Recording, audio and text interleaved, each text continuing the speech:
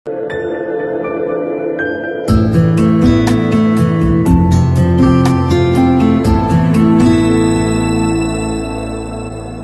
mga idol, please like, share and subscribe for more novel stories to uploads. Muling pagkabuhay, JC Entertainment. Maraming salamat sa lahat mga idol na sumusubaybay sa ating channel.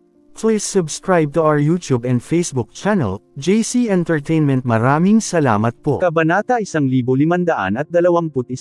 Ang ulo ni Big Yellow ay napaka-divine at isang hindi masisira na sandata. Sa sinumang ordinaryong magsasaka, ang ulo ay ang pinakamahina na lugar na talagang hindi makayanan ang matinding pinsala. Naisip na kung ano ang kahihinatnan kung ang ilang nahuling bungo ng Immortal Kings na iyon ay konektado sa Big Yellows. Masyadong mabilis ang takbo ni Big Yellow. Matapos niyang ikulong, ganap na imposibleng tumakas ang kanyang kalaban. Ang pagtakas ay isang pagnanasa lamang sa oras na iyon. Sa ilang paghinga, nontog ng ulo ni Big Yellow ang ulo ng isang yumaong eksperto sa Immortal King. Sa isang putok at kalahating binibigkas na sigaw, ang ulo ng eksperto ay dinurog ng pira-piraso ng Big Yellow. Masyadong madyugo at nakakakilabot ang ganoong eksena. Ang isang makapangyarihang huli na Immortal King ay napaka-vulnerable sa harap ng Big Yellow, tulad ng isang insekto na maaaring durugan anumang oras. Roar! Si Big Yellow ay nagngangalit. Bilang isang banal na hayop, siya ay pinanganak na may kabangisan at likas na pagpatay. Dugo ang pinakamakapangyarihang pampasigla sa kanilang kalikasan. Ang galit na Big Yellow ay walang alinlangan na pinaka-nakakatakot. Nagulat ang ilang immortal na hari, labis na pinagsisihan ang kanilang ginawa. Kung alam nila na ang kanilang kalaban ay sobrang nakakatakot, hindi sila magiging sabik na harapin si Jiang Chen. Ngayon, naging mahirap na para sa kanila na makatakas. Madali para sa mga nahuling eksperto sa Immortal King na tumakas dahil sa kanilang mabilis na bilis. Dagdag pa, maaari rin nilang sirain ang kawalan at tumakas gamit ang special na puwersa sa isang iglap, ngunit sa kasamaang palad, sa harap ng Big Yellow, ang pagkakaroon ng instant na ito ay isang labis na pag-asa lamang. Malinaw nilang naramdaman na ang lahat ng kanilang mga ruta sa pagtakas ay nakalock na ng Big Yellow at ang Big Yellow ay maaaring alisin at sirain sila sa isang kisap mata. Pumunta ka na sa impyerno. Lumakas ang momentum ni Big Yellow. Naglabas siya ng sinag ng liwanag. Ang bawat sinag ng liwanag ay parang isang matalim at hindi masisira na talim, na kayang punutin ang espasyo anumang oras. Puchi, puchi. Arg. Umalangaw-ngaw sa buong lambak ang matinis na hiyawan. Walang exception. Sa iilan sa mga huling nagsasaka ng Immortal King, karamihan sa kanila ay sinaksak ng mga sinag ng liwanag na yun. Nakabuo sila ng hindi kapani-paniwalang defense layer sa pamamagitan ng paggamit ng kanilang pisikal na lakas, gayunpaman ang kanilang lakas ay masyadong mahina kumpara sa Big Yellow. Napakalaki ng agwat kaya imposibleng lumaban sila. Dahil dito, ang lahat ng kanilang mga depensa ay naging walang saysay at mahina.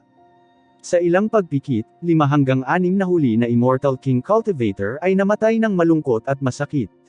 Mula sa sandaling sila ay sinaktan at napatay. Ang lahat ng ito ay nangyari ng napakabilis na si Fukoy at ang iba pang mga naunang immortal na emperador ay hindi man lang nakapag-react at nailigtas sila. Mula sa malayo, ang elder na iyon ng Yan City ay near-record ang lahat gamit ang kanyang mga mata na nakabuka ang bibig. Siya ay labis na namangha. Sa Ancestral Dragon Pagoda, si Andong Liu at ang kanyang anak na babae din, ay labis na nabigla.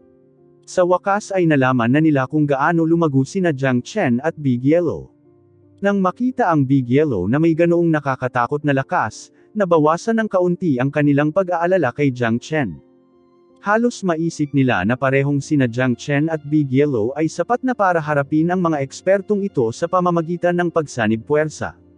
Siyempre, alam nila na hindi tinuturing ni Jiang Chen at Big Yellow ang mga kalaban na ito bilang eksperto, kahit na ginawa nila yon. Shit. Hayaang patayin ko ang asong ito. Pumunta kayong lahat at patayin si Jiang Chen. Nagmura ang isang maagang Immortal Emperor, pagkatapos ay naglunsad ng napakalaking palad sa Big Yellow. Halika, hindi natatakot si Master Dog. Ang Big Yellow ay naging napakalakas. Pagkatapos sumulong sa namayapang Immortal King Realm, mayroon na siyang lakas na agad na pumatay ng kalahating hakbang na Immortal Emperor. Kahit na sa harap ng isang ordinaryong unang kalaban ng Immortal Emperor, magkakaroon siya ng lakas upang labanan ito.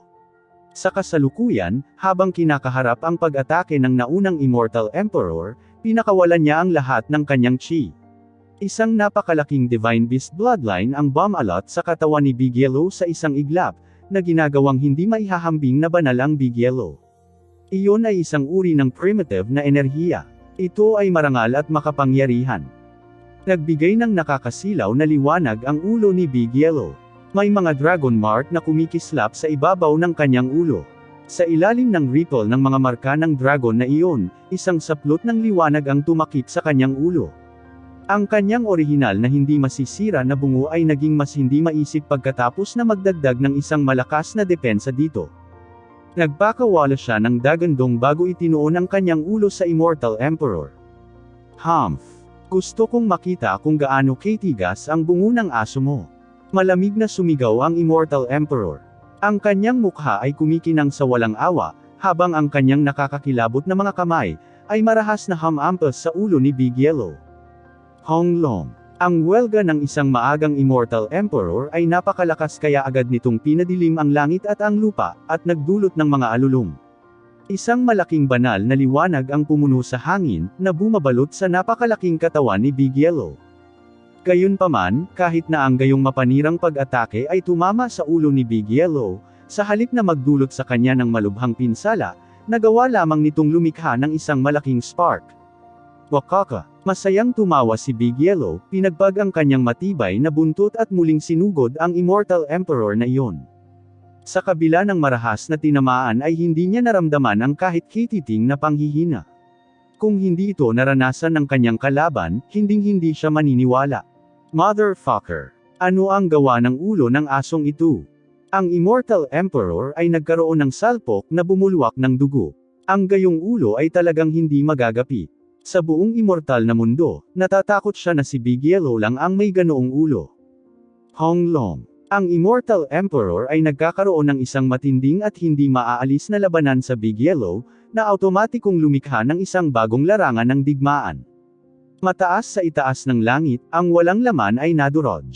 Sa kabilang panig, pinalibutan ni Fukoy at ng iba pang apat na Immortal Emperor si Jiang Chen. Ang iba sa mga immortal na hari ay lumalayo. Dahil walang silbi ang Porma Sion, maaari rin nilang ikalat ito. Bukod dito, ang mga immortal na haring ito ay pananagutan lamang sa naturang laban. Sila ay magiging alabok lamang kung sila ay sumugod. 5 Immortal Emperors, mataas ang tingin mo sa akin. Dalhin mo. Ang sulok ng bibig ni Jiang Chen ay nagpakita ng isang bakas ng malamig na ngiti. Ang kanyang katawan ay napuno na ng lumalakas na layunin sa pakikipaglaban.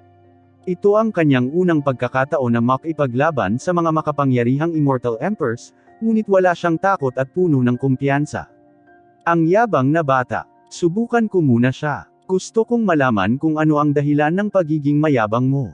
Isang maagang Immortal Emperor ang namumukod tangi. Ang natitirang apat kasama si Fukoy ay hindi nakagawa ng anumang pagkilos. Naisip ng iba pang tatlong Immortal Emperors na magiging kahihiyan para sa kanilang lahat na makitungo sa isang mahinang haring walang kamatayan. Gusto rin ni Fukoy na makita kung ano talaga ang kakayahan ni Jiang Chen, at kung ano ang dahilan kung bakit nagawang patayin ni Jiang Chen ang kanyang dalawang anak. 9 Phantom Wolves. Si Jiang Chen ang gumawa ng unang hakbang. Sa isang iglap, nakast niya ang 9 Phantom Wolves. Lumitaw ang mga larawan niya sa eksena, na bahagyang nabighani sa Immortal Emperor na maglulunsad na ng kanyang trike. Arg! Arg! Sa sumunod na sandali, dalawang hiyawan ang narinig. Nang muling lumitaw si Jiang Chen, dalawang ulo ang nakasabit sa kanyang espada, tumutulo ang dugo at tumutulo mula rito. Ang dalawang taong ito ay hindi estranghero. Sila mismo ang dalawa na nagtangkang sumulong kay Yan Qingcheng. Tulad ng sinabi ni Jiang Chen, ang unang bagay na gagawin niya ay patayin ang dalawang lalaking ito. Walang nakapigil sa kanya, kahit na ang ilang mga immortal na emperador na ito. Napakabilis. Natakot ang lahat, lalo na ang mga immortal na hari. Bawat isa sa kanila ay nagmamadaling umatras. Maging ang mga immortal na emperor na iyon ay nakatatak sa kanilang mga mukha ang pagkagulat, dahil ang bilis ni Jiang Chen ay napakabilis, mas mabilis pa kaysa sa aso. Gamit ang 9 Phantom Wolves at ang Dragon at nagninangas na mga pakpak, natural na walang kapantay ang kanyang bilis. Sa sandaling mahuli ang kanyang mga kaaway, napakadali para sa kanya na kitilin ang buhay ng dalawang iyon. Ang sword chi ng Heavenly Saint Sword ay nanginginig. Ang dalawang bungo ay sumabog sa ambon ng dugo. Ang kanilang pagkamatay ay hindi inosente. Mula sa sandaling nagpasya silang sumulong sa Yan Qingcheng, ang kanilang kapalaran ay napagpasyahan na. Ang mga gustong patayin ni Jiang Chen ay hinding-hindi na mananatiling buhay. Nililigawan si kamatayan. Ang lakas ng loob mong patayin ang mga taong ito bago ako. Ang naunang eksperto sa Immortal Emperor ay nagalit, nakaramdam ng walang kapantay na kahihiyan. Si Jiang Chen ay pumatay ng 2 tao sa kanyang harapan sa sandaling i-claim niya ang pagpatay kay Jiang Chen. Nadisgrasya at ikinagalit siya ng ganoong eksena. Ang eksperto ay advanced. Binaling niya ang palad niya. Ang isang napakalaking enerhiya na walang kapantay ay agad na napalitan ng isang ilusyon na napakalaking bundok. Iyon ay isang bundok na pinalapot ng purong enerhiya, na tumitimbang ng 100,000,000 kilo.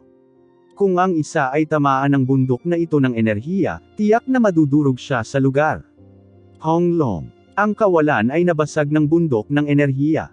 Ang Energy Mountain ay nakalok sa chi ni Jiang Chen, na bumagsak sa kanyang direksyon. Ito ay isang nakakatakot na welga mula sa sinaunang Immortal Emperor. Ang chi na nag-radiated mula dito ay lubhang mapanira. Halika, ipakita sa akin kung gaano kalakas ang isang makapangyarihang Immortal Emperor. Ang chi ni Jiang Chen ay tumaas.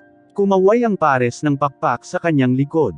Ang Heavenly Saint Sword ay naging isang dugong pulang apoy na dragon at naglaslas sa napakalaking bundok ng enerhiya. Honglong. Ito ay isang matinding paligsahan. Ang lakas na nagmumula rito ay kakilakilabot. Ang Heavenly Saint Sword ay karapat-dapat na tawaging banal na espada. Sa ilalim ng buong puwersang welga ni Jiang Chen, nilaslas nito ang Energy Mountain na iyon, nahati ito sa kalahati.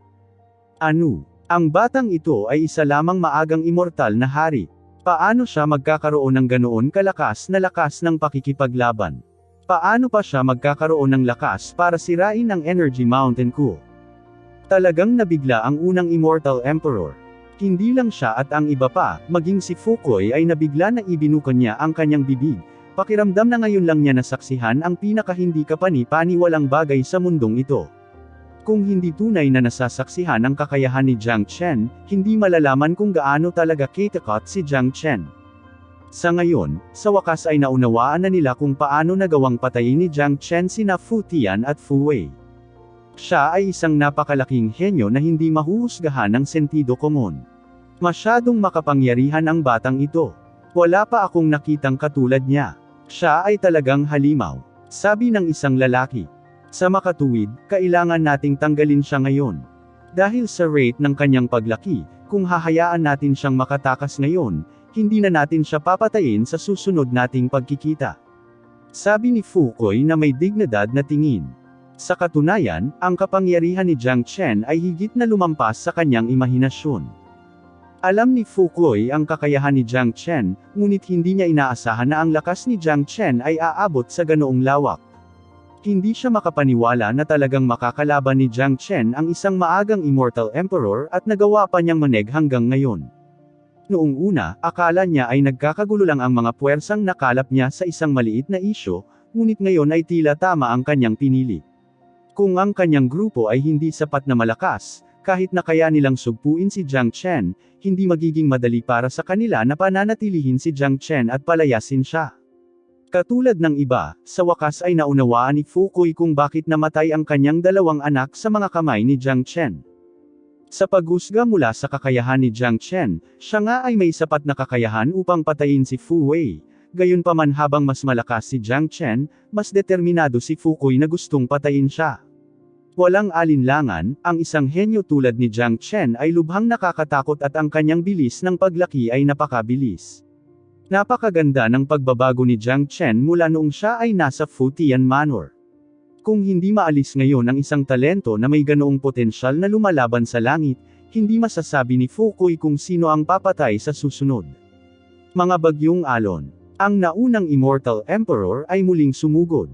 Ang kanyang malakas na welga ay talagang hinarang ng isang unang Immortal King.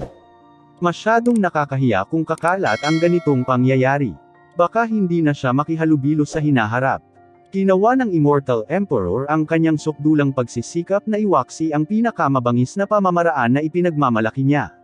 Ang enerhiya ay lumabas sa kanyang katawan na parang tidal wave, at naging malaking energy tides.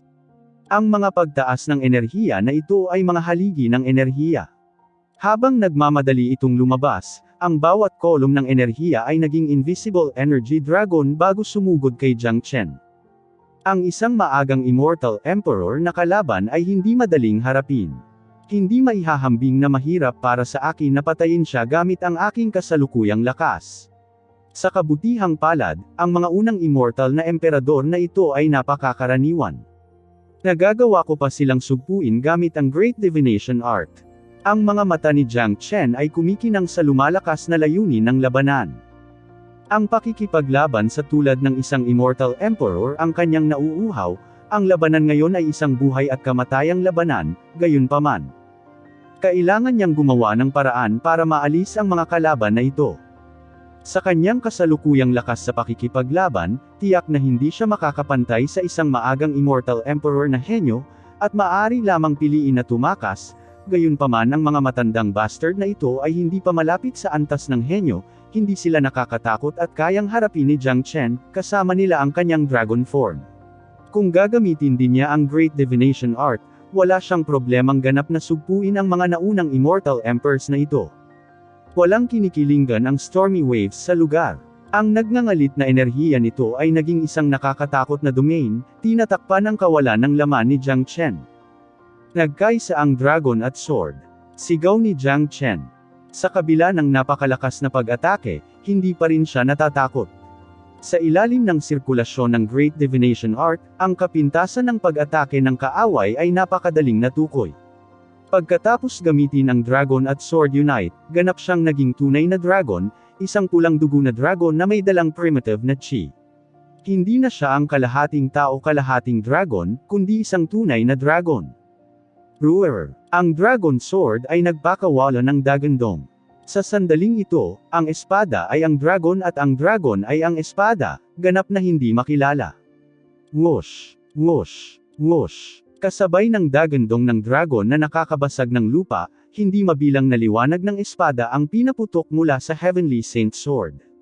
Ang bawat sinag ng liwanag ng espada ay isang dragon, isang walang kapantay na tibak ng dragon.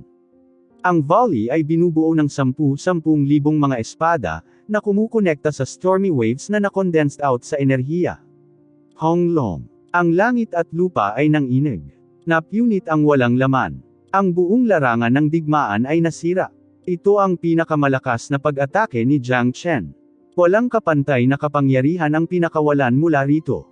Ito ang rurok ng labanan. Sa kalaunan, ang mabagyong alon na itinaboy ng unang Immortal Emperor ay winasak ng Heavenly Saint Sword. Sa kabila ng stormy waves na ang pinakamakapangyarihang pamamaraan ng naunang Immortal Emperor na iyon, sa halip na bigyan ng anumang pinsala si Jiang Chen, nakatanggap siya ng backlash na nakagambala sa daloy ng kanyang dugo at chi. Mula sa malayo, ang elder ng Yan City ay natulala na. Dati, nabigla na siya sa kapangyarihan ni Big Yellow. Ngayon, ang kapangyarihan ni Jiang Chen ay ganap na nagpabagsak sa kanyang pangunawa sa cultivation. Para sa kanya, ang ganoong uri ng kapangyarihan ay umiiral lamang sa mga alamat. Ang kapangyarihan na maaaring sirain ang langit at lupa, at ang ganoong uri ng eksena ay isang bagay na hindi niya maisip sa kanyang panaginip. Sa Ancestral Dragon Pagoda, nakanganga din ang mag-ama sa eksena. Ang reaksyon ni Yan Qingcheng ay maaaring mukhang mas mabuti, dahil si Jiang Chen ay palaging isang makapangyarihang buhay, isang mahusay na bayani, at isang mataas at makapangyarihang nilalang sa kanyang puso. Kaya, kahit gaano pa kalakas si Jiang Chen o kung anong klaseng himala ang nilikha niya, hindi masyadong magugulat si Yan Qingcheng, sa halip ay ipagmalaki siya. Ang lalaking mahal niya ay walang kapantay kahit kanino. Gayunpaman, iba si Yan Dongliu. Hindi niya gaanong kilala si Jiang Chen. Nang makitang nagawa ni Jiang Chen ang napakalaking pagunlad sa napakaikling panahon, hindi niya nagawang tanggapin at paniwalaan ang katotohanan, dahil ang pag-iral ni Jiang Chen ay nagpabagsak din sa kanyang paniniwala sa paglilinang. Shit. Paanong naging masungit ang bastos na ito? Nasa early Immortal King realm ba talaga siya? Ang naunang eksperto sa Immortal Emperor ay nakaramdam ng inis ng mabaigo siyang sugpuin si Jiang Chen sa kanyang nakaraang dalawang pagtatangka. Matandawang, ang batang ito ay hindi madaling pakitunguhan. Sa tingin ko, dapat tayong magsanib puwersa upang maalis siya at maalis ang mga pagkakataong siya ay maging isang malaking banta, sabi ni Fukoy. Medyo nabalisa siya sa pagganap ni Jiang Chen. Ang ganitong eksena ay lubos na lumampas sa kanyang imahinasyon. Kaya naman, hindi na siya makapaghintay na maalis si Jiang Chen sa lalong madaling panahon. Sa pamamagitan lamang ng pagpatay kay Jiang Chen maiibsan niya ang kanyang pag-aalala. Hindi, ako mismo ang dapat na alisin ang batang ito. Walang dapat na hamarang muna. Ang naunang Immortal Emperor na nagngangalang Old Wang ay nagalit. Dahil sa kanyang cultivation base at kakayahan, kung hindi niya maitatalo ang isang maliit na Immortal King, ito ay walang katulad na kahihiyan. Kang. Bumunot siya ng walang kapantay na espadang labanan. Ang katawan ng espada ay inukitan ng masalimuot na marka ng espada na naglalabas ng makulay na makinang na liwanag. Jiang Chen, ikaw talaga ang pinakamakapangyarihang henyo na nakilala ko. Sa kasamaang palad, ang iyong cultivation base ay masyadong mahina. Ikaw ay isa lamang maagang magsasaka ng Immortal King. Kung medyo malakas ka lang, tiyak na hindi kita kalaban. Hindi na ako magiging maluwag sa iyo. Mas mabuting handa kang mamatay. Matigas na nagsalita si Old Wang. Mahirap sabihin kung sino ang mabubuhay at kung sino ang mamamatay. Malamig na ngumiti si Jiang Chen. Nasubukan na niya ang kanyang kakayahan sa pakikipaglaban. Imposibleng patayin siya ng maagang Immortal Emperor na ito. Kahit na magsanib puwersa ang lahat ng Immortal Emperors dito, napakahirap para sa kanila na patayin siya. Bukod dito, nagkaroon siya ng malaking kalamangan habang nakikipaglaban sa kanila. Bukod sa kanyang nakakatakot na paraan, hindi siya natatakot sa kanyang pagkonsumo ng enerhiya. Mayroon siyang Immortal Chi at milyon-milyong marka ng dragon na maaaring magbigay sa kanya ng walang katapusang supply ng enerhiya. Hindi magiging problema sa kanya kahit na tumagal ng 3 araw at 3 gabi ang matinding labanang ito. Dahil dito, hindi siya natatakot sa pagkonsumo ng enerhiya. Nahuhulog na Flower Sword. Mamatay ka na. Ang matandang Wang ay humampas muli. Sa isang casual na pag-indayog ng kanyang espada, ang mga kumikislap na bulaklak na mga espada ay lumitaw sa kawalan. Pagkatapos, ang espada ay nilaslas kay Jiang Chen ng napakabilis. Gayunpaman, sa kalagitnaan ng kanyang pag-atake, gumawa din si Jiang Chen ng kanyang hakbang. Ang Heavenly Saint Sword ay walang alinlangan na sinaksak sa mahinang bahagi ng pag-atake, na naging imposible para sa natitirang pag-atake ng kanyang kalaban na ganap na pinakawalan. Clang! Nagsalpukan ang dalawang espada. Ang Immortal Emperor ay hindi inaasahang napaatras ng 3 hakbang ni Jiang Chen. Ano? Sa pagkakataong ito, talagang nabigla si Old Wang. Sa kabila ng paggamit ng kanyang immortal weapon at pag-ikot ng lahat ng kanyang lakas sa pakikipaglaban, pinilit pa rin siyang pabalikin ni Jiang Chen, na sadyang hindi kapanipaniwala. Ang mas ikinagulat niya ay na-detect ni Jiang Chen ang depekto sa kanyang teknik ng tumpak. Sa pamamagitan ng paggawa ng napapanahong pag-atake sa mahinang bahagi ng kanyang pag-atake, ganap nitong nag-ambala ang natitirang bahagi ng kanyang pag-atake. Kaya, kalahati lamang ng kapangyarihan ang pinakawalan. Ito ang dahilan kung bakit siya pina-atras.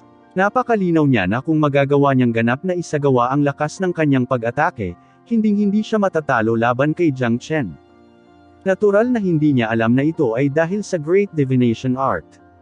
Ganap na nailipat ni Jiang Chen ang Great Divination Art, na nagbigay daan sa kanya na makita ang mga bahid ng kanyang kalaban sa takbo ng labanan. Muli, nahuhulog na Flower Sword. Ginawa ng Immortal Emperor ang parehong pamamaraan. Sa kanyang pananaw, swerte lang ang ginawa ni Jiang Chen kanina. Swoosh! Gayunpaman, ang parehong sitwasyon ay nangyari.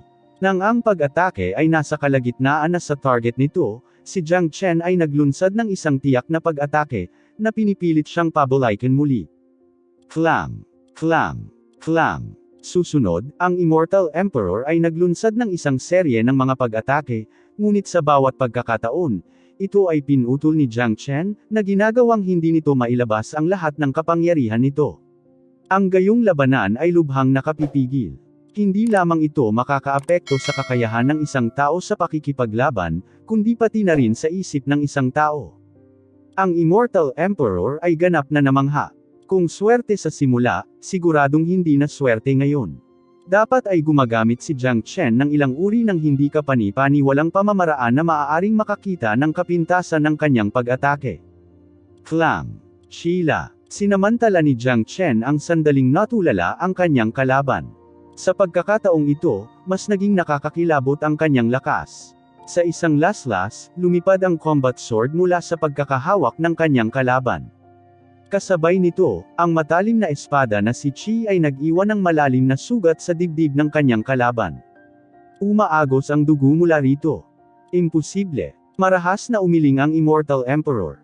Ang kanyang mga mata ay malapit nang bumulwak ng apoy. Hindi niya lubos matanggap ang ganoong katotohanan, sobrang nakakaloka. Sa kabila ng pagiging isang mataas at makapangyarihang maagang Immortal Emperor, siya ay talagang natalo at nasugatan ng isang immortal na hari.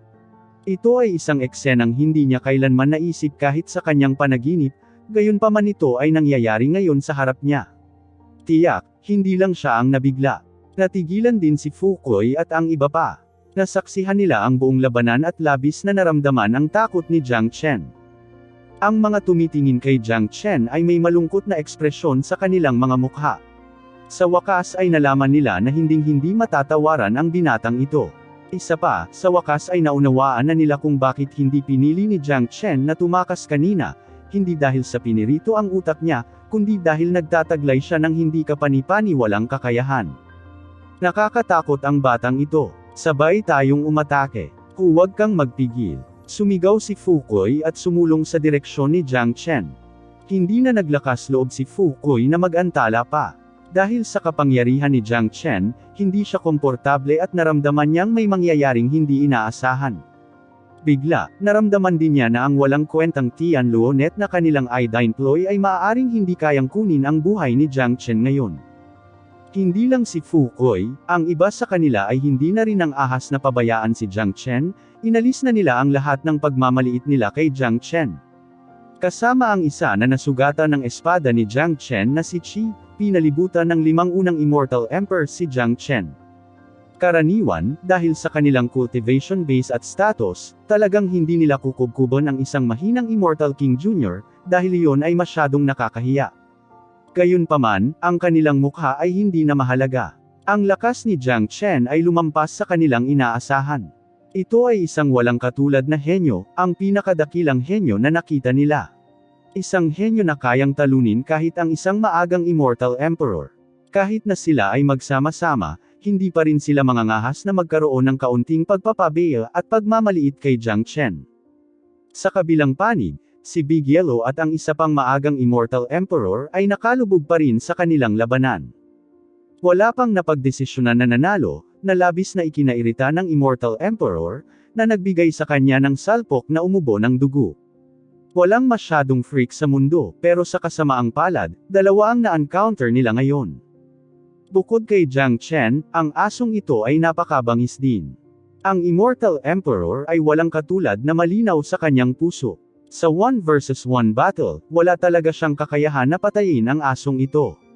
Walang duda tungkol dito. Gayunpaman, ang kailangan niyang gawin ngayon ay ipagpatuloy ang pakikipaglaban sa asong ito hanggang sa maalis ng kabilang panig si Jiang Chen. Pagkatapos, matutulungan siya ng kanyang mga kasama na maalis ang asong ito ng tuluyan. Sa puntong ito, gaano man kalakas si Jiang Chen, imposible para sa kanya na makitungo sa 5 maagang Immortal Emperors ng sabay-sabay, lalo na kapag ang grupo ay may ekspertong tulad ni Fukoy. Kung ikukumpara si Fukoy sa kanyang mga kapantay, walang dod ang mas malakas ang kanyang lakas. Sa ilalim ng pag-atake ng naturang kampo, tiyak na mamamatay si Jiang Chen. Hindi bababasa, iyon ang naisip ng Immortal Emperor. Tulad ng para sa iba pang mga Immortal Kings, wala na silang anumang gamit. Ang magagawa na lang nila ngayon ay manatili sa kinaroroonan nila bilang mga bystanders. Hindi sila ang dapat sisihin. Ang gayong labanan ay ganap na wala sa kanilang liga. Kung sila ay sumugod sa alinman sa mga larangan ng digmaan, hindi lamang sila makakapagbigay ng anumang tulong, sila ay agad na papatayin, sa halip. Walang handang makipagbiruan sa kanilang buhay. Hong Long. Sa pangunguna ni Fu Kui, ang 5 mahusay na eksperto ay sabay-sabay na nagpakawala ng kanilang walang katulad na makapangyarihang chi.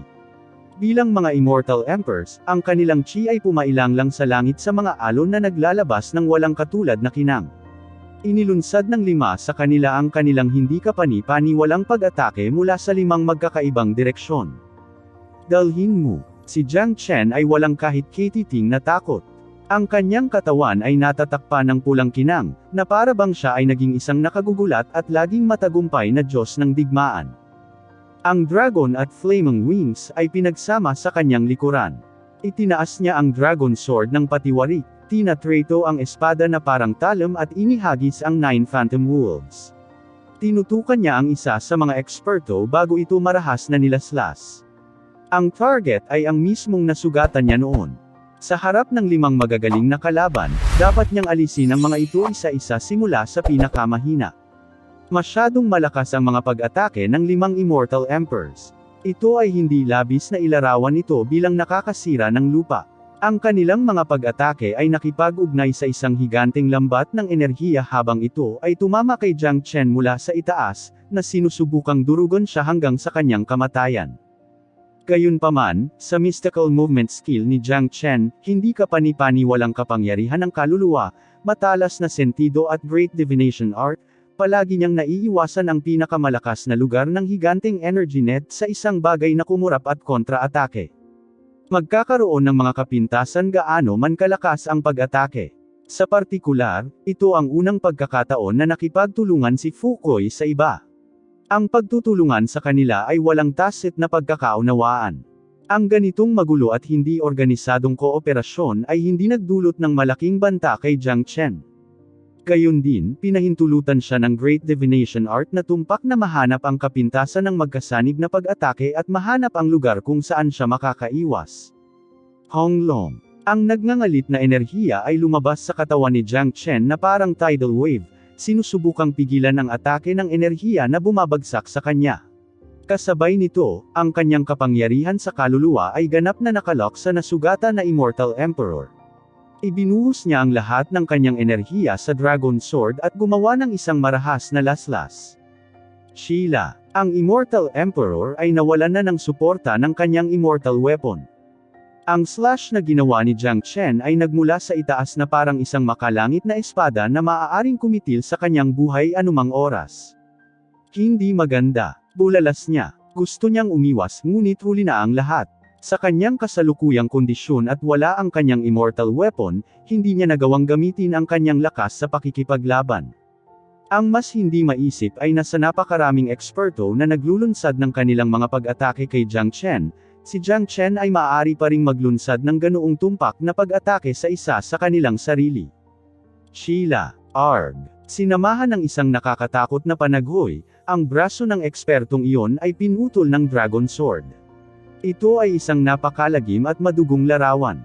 Ang isang maagang Immortal King na tumaga sa braso ng isang maagang Immortal Emperor ay talagang parang panaginip sa lahat ng tao sa eksena. Sa sandaling maputol ang braso, kumilos si Jiang Chen, hindi binibigyan ng pagkakataon ang kanyang target na makahinga. Ang Heavenly Saint Sword ay umindayog ng may hindi kapani-paniwalang bilis, naabot ang taong iyon sa isang kisap mata. Para sa iba pang 4 na Immortal Emperors, kailangan pa nilang ilunsad ang kanilang pangalawang welga matapos ang kanilang mga unang pag-atake ay kupas, hindi nila akalain na kaya ni Jiang Chen na pigilan ang kanilang magkasanib na pag-atake at maglunsad ng isang welga sa isa sa kanilang mga kasama sa ganoong hindi kanais-nais na paraan, sitwasyon, malubhang nakakapinsala sa tao. Sagipin mo ako. Napasigaw ang Immortal Emperor. Siya ay nagkaroon ng matinding pinsala. Bagamat mayroon pa siyang isang tiyak na dami ng lakas ng pakikipaglaban na natitira, ang kaunting lakas ng pakikipaglaban na ito ay walang silbi kapag ang kalaban ay si Jiang Chen. Ramdam na niya ang banta ng kamatayan. Ito ay isang pakiramdam na hindi pa niya naramdaman noon, gayunpaman, malinaw na naramdaman niya ito ngayon. Bilang isang Immortal Emperor, mayroon na siyang tiyak na kakayahang manghula. Alam na alam niya na dahil sa kanyang kasalukuyang kalagayan, hindi niya kailanman malalabanan ang nakakatakot na hampas ni Jiang Chen. Kung hindi mapipigilan ng kanyang mga kasama ang slash na ito ni Jiang Chen, ang susunod na naghihintay sa kanya ay kamatayan. Iligtas mo siya, dali. Anak ng a bitch. Nagalit ang grupo ni Fukoy. Kung mapatay ni Jiang Chen ang isa sa kanila sa ilalim ng ganoong sitwasyon, tiyak na ito ay labis na nakakairita at nakakahiya sa kanila. Sinugod ni Fukoy si Jiang Chen gamit ang Wolfang Mace na nagpapalabas ng itim na liwanag sa kanyang kamay. Humph! Malamig na sumimangot si Jiang Chen, lubos na binaliwala ang pag-atake ni Fukoy. Alam na alam niya ang sitwasyon ngayon. Dapat niyang harapin ang mga ito isa-isa. Ngayong may pagkakataon na siya, gagawin niya ang pagpatay sa lahat ng bagay. Si Jiang Chen ay nagngangalit, lubos na binaliwala ang pag-atake ng Wolf Tooth Club ni Fukoy.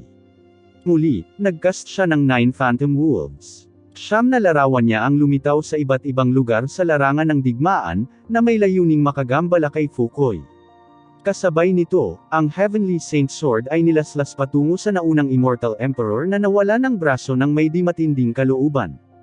Ngayon o hindi na, nang makita ang kabangisan ni Jiang Chen at ng kanyang mga kasamahan ay hindi tumulong sa kanya, naiwan na lamang siya ng opsyon na lumaban, gamit ang kanyang natitirang enerhiya.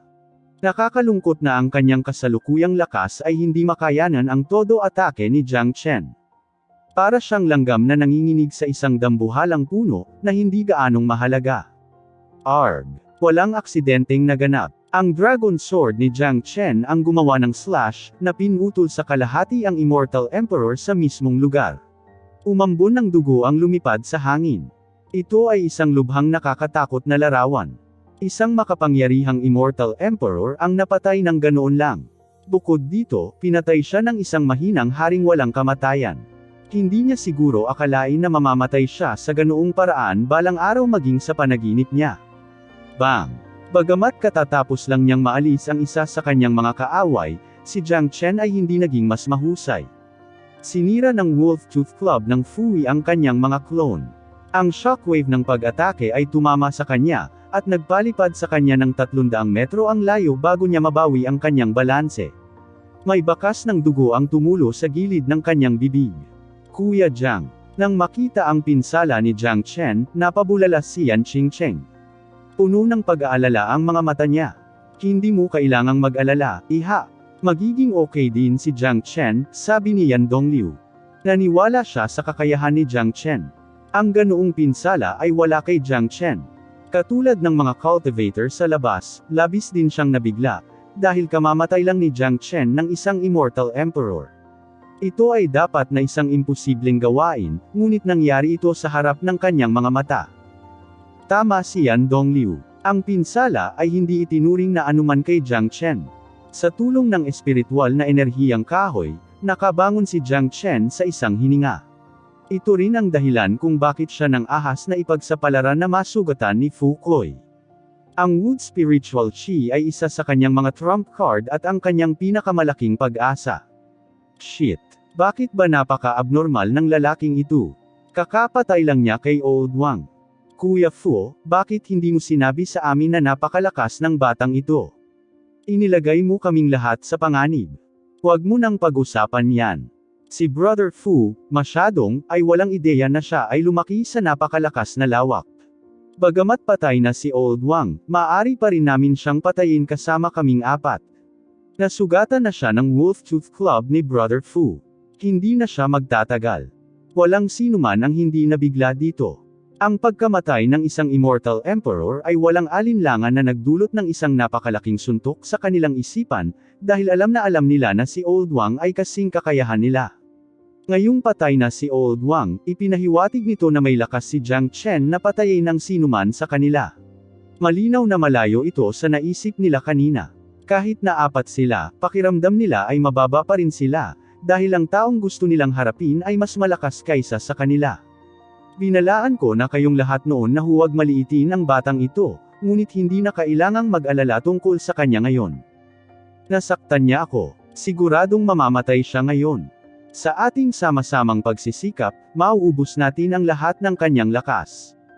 Bukod pa rito, ang kanyang hindi kapani-paniwalang lakas ng pakikipaglaban ay ganap na dahil sa pamamaraan ng pagbabago.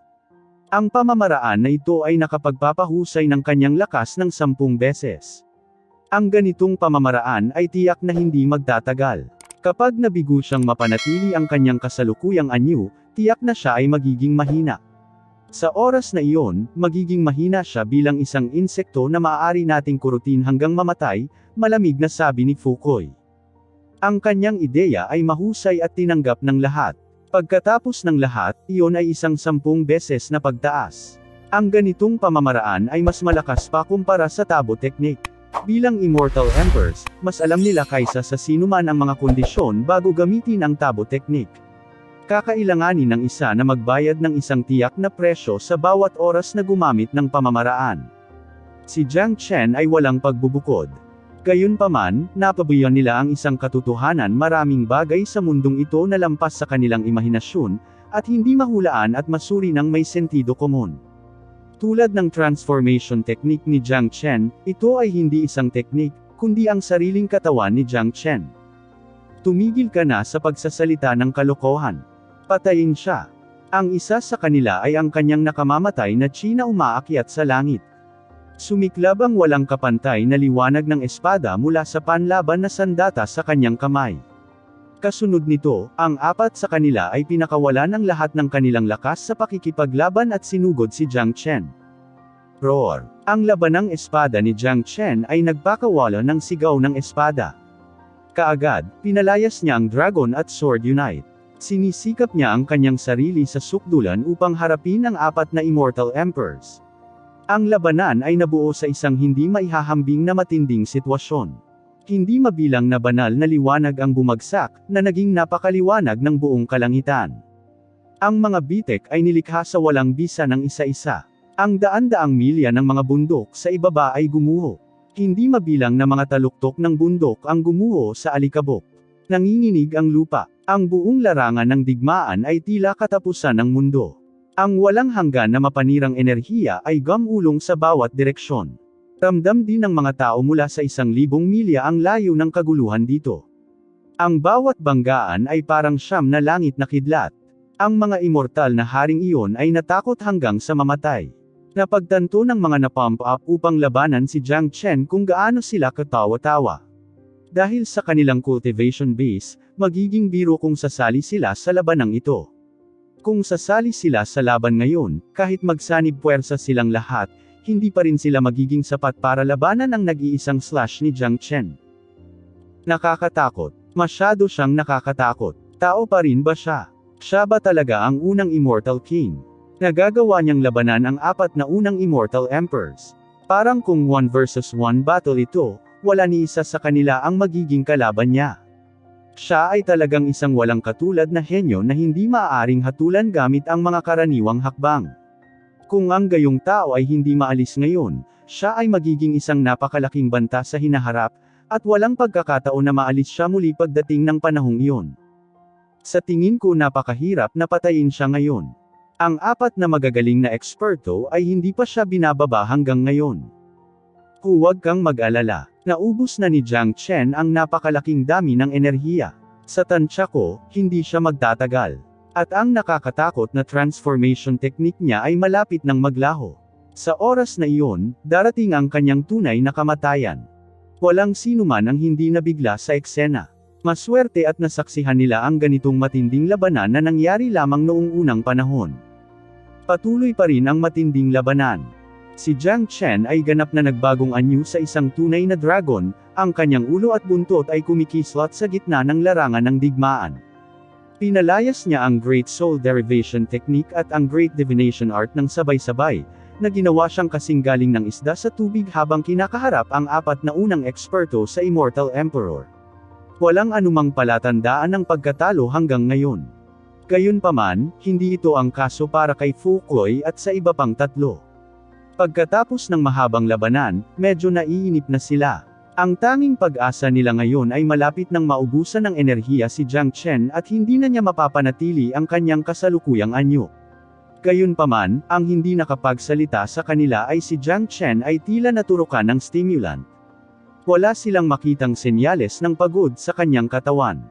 Humph. Kapag lahat kayo ay naiinis na, iyon ang oras na ako ay gumanti. Walang sinuman sa inyo ang makakaalis. Malamig na umungol si Jiang Chen sa kanyang puso.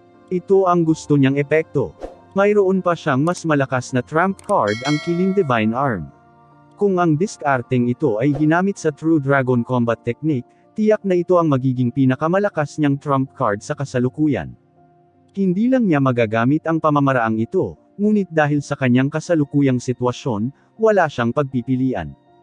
Kung ang Killing Divine Arm ay pumukaw sa pag-aalala ng pamilya Nanbei, hindi na ito pinansin ni Jiang Chen. Ang pagiging mahiyain ay hindi kailanman naging karakter niya. Kung hindi niya magagamit ang gayong makapangyarihang pamamaraan sa bawat oras, kung gayon ano ang silbi nito. Baka itapon na lang niya. Monarch Heaven Art mas mahigit Tyran Eichel Sovereign Art. Hong Long. Nagpatuloy ang matinding labanan. Ang 4 na dakilang Immortal Emperors ay naglagay ng kanilang pinakamahusay na pagsisikap, lalo na si Fukui, na halos ginamit ang lahat ng kanyang lakas. Ang kasalukuyang eksena ay kahanga-hanga. Ang 4 sa kanila ay nakatayo sa iba't ibang posisyon, mabangis na umaatake sa pulang dugo na dragon sa gitna. Paminsan-minsan, iuurong ng dragon ang ulo at buntot nito at magiging matalim na espada. Biglang kumandat ang katawan nito na parang isang ilusyon. Ang walang kapantay na puwersa ng sinaunang panahon ay sumambulat mula rito habang nakikipaglaban ito sa mga kaaway nito. Habang lumalaban ang dragon, lalo itong lumakas, napalayo ng palayo sa 4. Motherfucker! Gaano katagal ang bastos na ito? Hindi na ako makakatagal pa. Nagalit ang isa sa kanila at halos bumulwak ng dugo. Hindi pa siya nakatagpo ng ganoong eksena, at isang kalaban na napakahirap harapin. Sa katunayan, ang lakas ng pakikipaglaban ng isang Immortal Emperor ay walang katapusan, lalo na kapag 4 silang nagsanib puwersa, ngunit unti-unti silang nadidismaya. Huwag mo na kasing pakialaman. Patuloy lang ang pag-atake. Dapat nating alisin ang batang ito ngayon. Marahas na nagsalita si Fukui. Ngayon ang tanging at huling pagkakataon niya. Kung hindi niya maalis si Jiang Chen ngayon, hindi na siya magkakaroon ng pagkakataon. Fukui, tapos na ako sa negosyo mo. Hindi pwedeng patayin ang batang ito. Dapat alam mo na ito sa ngayon. Ibabalik ko sa iyo ang mga benepisyong ibinigay mo sa akin. Ayoko na. May nagsalita, tila handa nang umalis. Bilang isang dakilang Immortal Emperor, natural na hindi siya tanga, dahil hindi maaabot ng tanga ang ganoong antas. Malinaw na nakikita ng ekspertong ito na halos imposible para sa kanila na patayin si Jiang Chen ngayon. Humph. Quit. Huli na para dyan. Ang Jiang Chen na ito ay sobrang walang awa. Inilagay ka na niya sa puso niya. Kung hindi mo siya papatayin ngayon, tiyak na papatayin ka niya balang araw. Ang paglaki ng gayong napakalaking henyo ay pambihira. Malalampasan niya tayo sa lalong madaling panahon. Isa pa, hindi hahayaang makatakas ang lalaking ito kahit pa masama ang tingin. Hahanapin niya kayong lahat para sa paghihiganti. Wala na tayong paraan pabalik. Malamig na sumangot si Fukui. Mapahamak ka Fukui. Inilagay mo kaming lahat sa gulo. Galit na galit ang lalaki at halos maubo ng dugo. Bagamat nag-aatubili siyang aminin, alam niyang tama ang sinabi ni Fukui. Ang figurang tulad ni Jiang Chen ay lubhang malupit at hindi kailanman magpapakita ng kabaitan sa kanyang mga kaaway. Ngayon, inatake nila si Jiang Chen. Dahil sa personalidad ni Jiang Chen, hindi niya hahayaang magpahinga ang bagay na ito. Sa makatuwid, kailangan nilang gawin ang lahat para maalis si Jiang Chen ngayon, ang banta sa hinaharap. Sa ngayon, ang pagpatay kay Jiang Chen ay hindi na tungkol sa paghihiganti sa pagkamatay ng kanilang kapatid, kundi para iligtas ang sarili nilang buhay. Haha, kahit bobo si Fukui, tama naman ang sinabi niya. Lahat kayo ay nasaktan ako. Wala sa inyo ang mabubuhay. Si Jiang Chen ay tumawa ng malakas, mayabang sa sukdulan. Mula sa sandaling nagpasya siyang sumalakay, binigyan na niya ang mga taong ito ng hatol na kamatayan. Lahat ng 6 na immortal na emperador, wala sa kanila ang mabubuhay. Patayin. Muli silang 4 na nagalit. Walang piniling umatras. Tulad ng sinabi ni Fukui, wala silang ibang pagpipilian.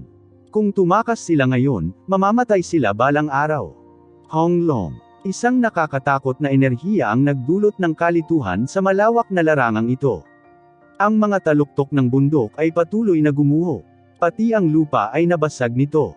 Ang maraming kulay na liwanag ay patuloy na kumikinang sa kalangitan, na ikinagulat ng lahat sa paligid.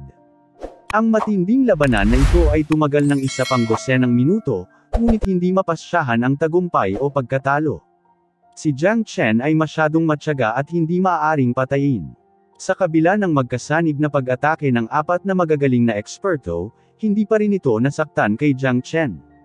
Sa puntong ito, talagang inis na inis silang 4. Ang kanilang mga kasanayan ay nagiging mas magulo.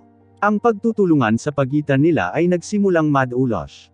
Maliban kay Fu Kuai, na galit pa ring sumisigaw sa kanyang pamatay na hangarin na umaakyat sa langit, ang 3 pang iba ay nawawalan na ng moral. Wala sa ayos itong 4 na lalaki. Ang lakas ng labanan ng kanilang magkasanib na atake ay humihina. Ngayon, turn ko na para umatake. Ang mga mata ni Jiang Chen ay kumikinang. Kanina pa niya hinihintay ang sandaling ito, ang sandaling naabot nilang 4 ang limitasyon ng kanilang pasensya.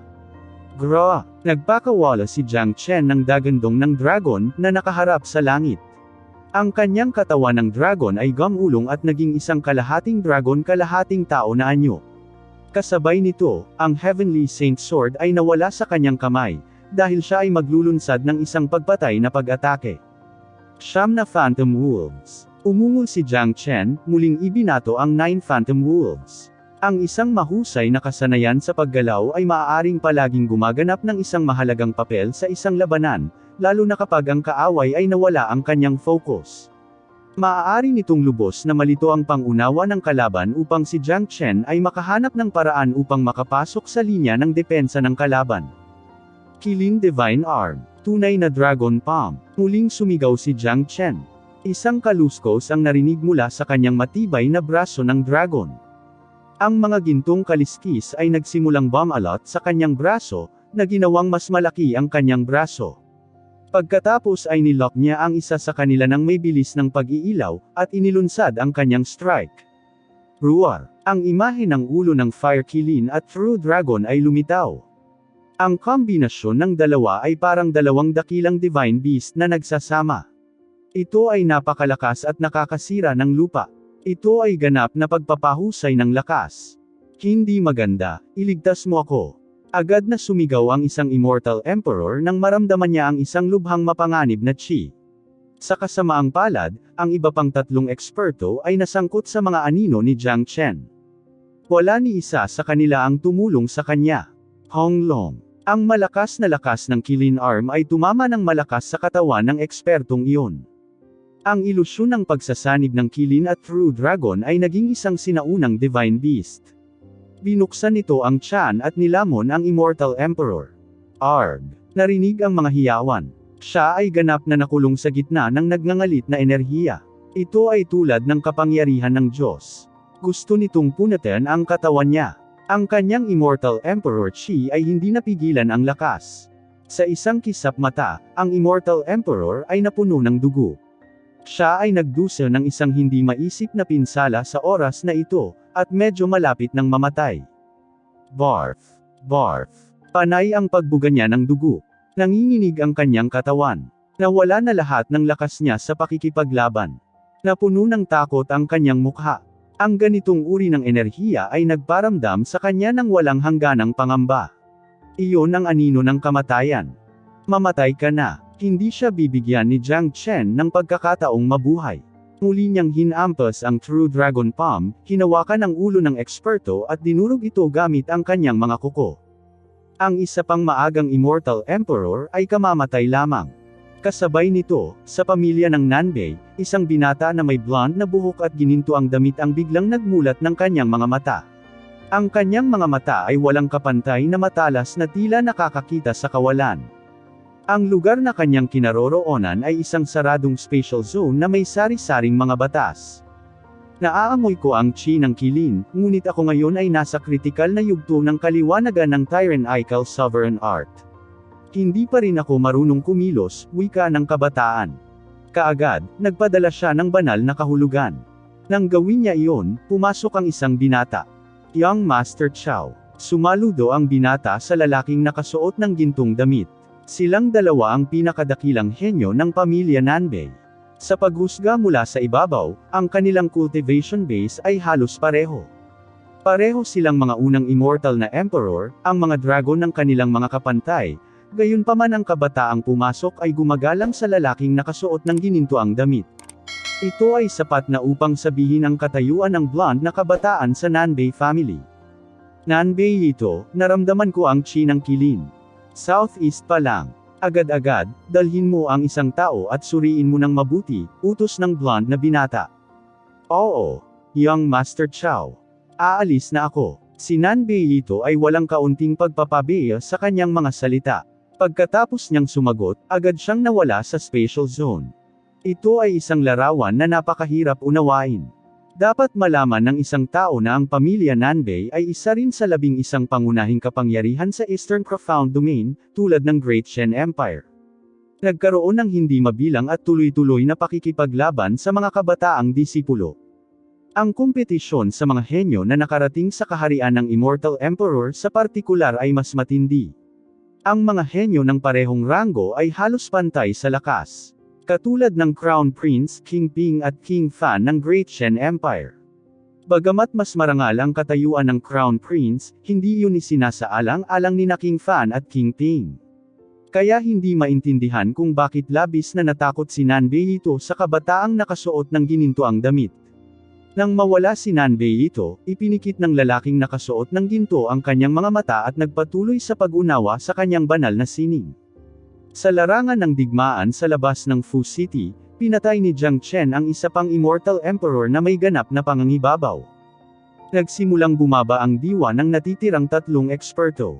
Matagal na nilang binobomba si Jiang Chen, ngunit hindi man lang siya nasaktan. Sa sandaling mag-counterattack si Jiang Chen, isa sa kanila ang naalis, gayunpaman. Bagaman ito ay bahagyang dahil sa kanilang kawalang ingat, ito ay isang katotohanan pa rin na si Jiang Chen ay pumatay ng 2 Immortal Emperors. Paano naging posible para sa kanila na manatiling binubuo? Hindi maganda, ang batang ito ay mayroon pa ring mahusay na trump card. Overpowering siya. Talagang hindi kami magkatugma sa kanya. Paano nagkaroon ng ganitong abnormal na tao sa mundo? Hindi na ako mabilang na mga laban sa buhay ko, pero hindi ko pa naranasan ang ganoong kaagrabyado na labanan. Ang ekspresyon ng mukha ng 2 Immortal Emperors ay ganap na nagbago. Muli, ipinakita nila ang balak na umatras.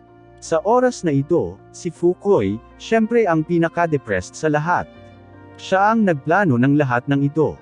Pumunta siya sa Yan City na libu-libong milya ang layo para lang hulihin ang mag-ama at akitin si Jiang Chen palabas at patayin siya bilang paghihiganti sa pagkamatay ng kanyang 2 anak. Sa hindi inaasahang pagkakataon, naging ganito pala itong foolproof plan and formation. Haha, gaya nga ng sabi ko, wala ni isa sa inyo ang makakatakas. Lahat kayo ay mamamatay. Ang chi ni Jiang Chen ay pumailang lang sa langit. Isang marahas na pag-atake ang inilunsad sa isa pang maagang Immortal Emperor. Sa totoo lang, mayroon pa rin siyang malakas na trumpo, ang Eternal Immortal Wind. Ang ganitong uri ng Immortal Wind ay nagmula sa Immortal World. Habang patuloy na tumataas ang cultivation base ni Jiang Chen, unti-unting tumaas din ang kapangyarihan ng Immortal Wind. Bukod dito, ang kapaligiran ng Immortal World ay napakaangkop para sa pagpapalayas ng Eternal Immortal Wind. Gayunpaman, hindi nang ahas si Jiang Chen na gamitin ang kasanayang ito ng basta-basta. Halos sigurado siya na kung talagang gagamitin niya ang diskarteng ito, maaakit niya agad si Nanbei Chow dito. Sinabi sa kanya ng instinct na kahit na sa kanyang kasalukuyang lakas sa pakikipaglaban, siya ay papatayin kaagad ni Nanbei Chow. Dahil dito, ayaw niyang makipagsapalaran. Hindi pa oras para magkaharap sila ni Nanbei Chow. Sabay nating pigilan siya. Nang makitang muling aatake si Jiang Chen, sumigaw si Fukoy, itinaas ang Wolf Tooth Club at binasag sa direksyon ni Jiang Chen. Maaaring sabihin ng sinuman kung ano ang intensyon ni Jiang Chen sa oras na ito. Maliwanag, sinusubukan ni Jiang Chen na patayin sila isa-isa. Kung hahayaan nila si Jiang Chen na pumatay ng isa pa sa kanila, wala sa kanila ang makakaalis sa larangang ito ng buhay. Whoosh! Whoosh! Whoosh! Nang si Fukoy at ang isa pang eksperto ay sasabak na, pinalayas ni Jiang Chen ang 9 Phantom Wolves. Ang mga larawang ito ni Jiang Chen ay lumikha ng isang diversion. Fuck, ito na naman ang skill. Nagmura si Fukoy at ang ekspertong iyon. Dahil sila ngayon ay nakakaramdam ng labis na pagkabigo, ang epekto ng pamamaraang ito ay dumami, na naging dahilan upang hindi nila matukoy ang tunay na Jiang Chen. Ang gayong abnormal na kasanayan sa paggalaw ay masyadong nakakairita. Dahil sa kawalan ng kakayahan, maaari lamang nilang piliin na umatake sa lahat ng direksyon. Honglong. Arg. Natapos ito sa isang kisap mata. Ang pag-atake ng kombinasyon ng Kilin Divine Arm at True Dragon Combat Technique ay mabangis na binasag sa katawan ng target na Immortal Emperor. Ang dalubhasa ay sumigaw. Naputol ang kalahati ng kanyang katawan. Ang kalahati ay dali-daling pinunit ang kawalan upang makatakas. Dito ka lang. Paano mabibigyan ni Jiang Chen ng pagkakataon ang kanyang kalaban na makatakas? Sa isang malaking grab, hinayla niya ang kabilang kalahati ng katawan palabas ng kawalan. Huwag, Jiang Chen. Huwag mo akong patayin. Kaya kung ibigay ang kahit anong gusto mo, pakiusap ko. Pakiusap, huwag mo akong patayin. Ang mukha ng Immortal Emperor na iyon ay puno ng takot. Walang gustong mamatay, lalo na ang mga namumuhay ng maayos. Hindi naging madali para sa mga Immortal na Emperor na ito na makarating sa kinaroroonan nila. Marami silang naranasan na pagsubok at paghihirap. Paano sila naging handang mamatay? Huli na, si Jiang Chen ay palaging malupit at walang awa sa kanyang kaaway. Hindi siya kailanman magiging malambot at maluwag sa pagpatay sa kanila.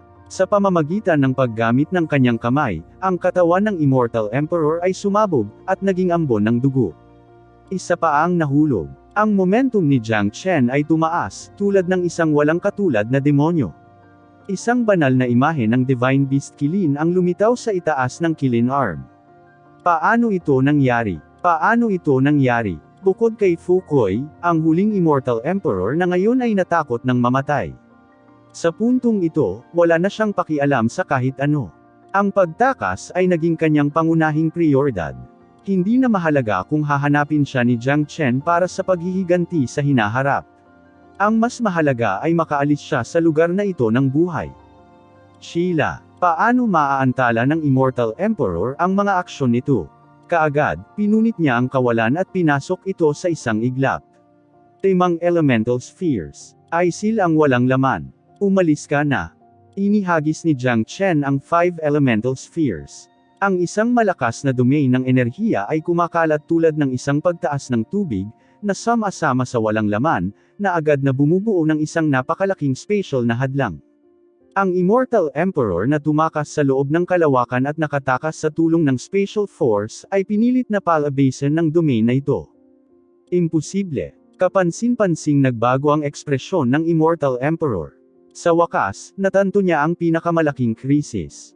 Nabigla siya. Sa kabila ng kanyang cultivation base at lakas, hindi man lang siya nagkaroon ng pagkakataong tumakas mula sa isang batang Immortal King. Iyon ay hindi maisip. Nasabi ko na, walang makakaalis sa inyo. Nawalan ka na ng gana. Ngayon, maaari ka lamang mamatay sa aking mga kamay. Mahigpit na nagsalita si Jiang Chen. Para siyang Diyos ng paghuhukom, na tinapos ang buhay ng Immortal Emperor. Pagkatapos magsalita, si Jiang Chen ay sumugod ng walang pag-aalinlangan.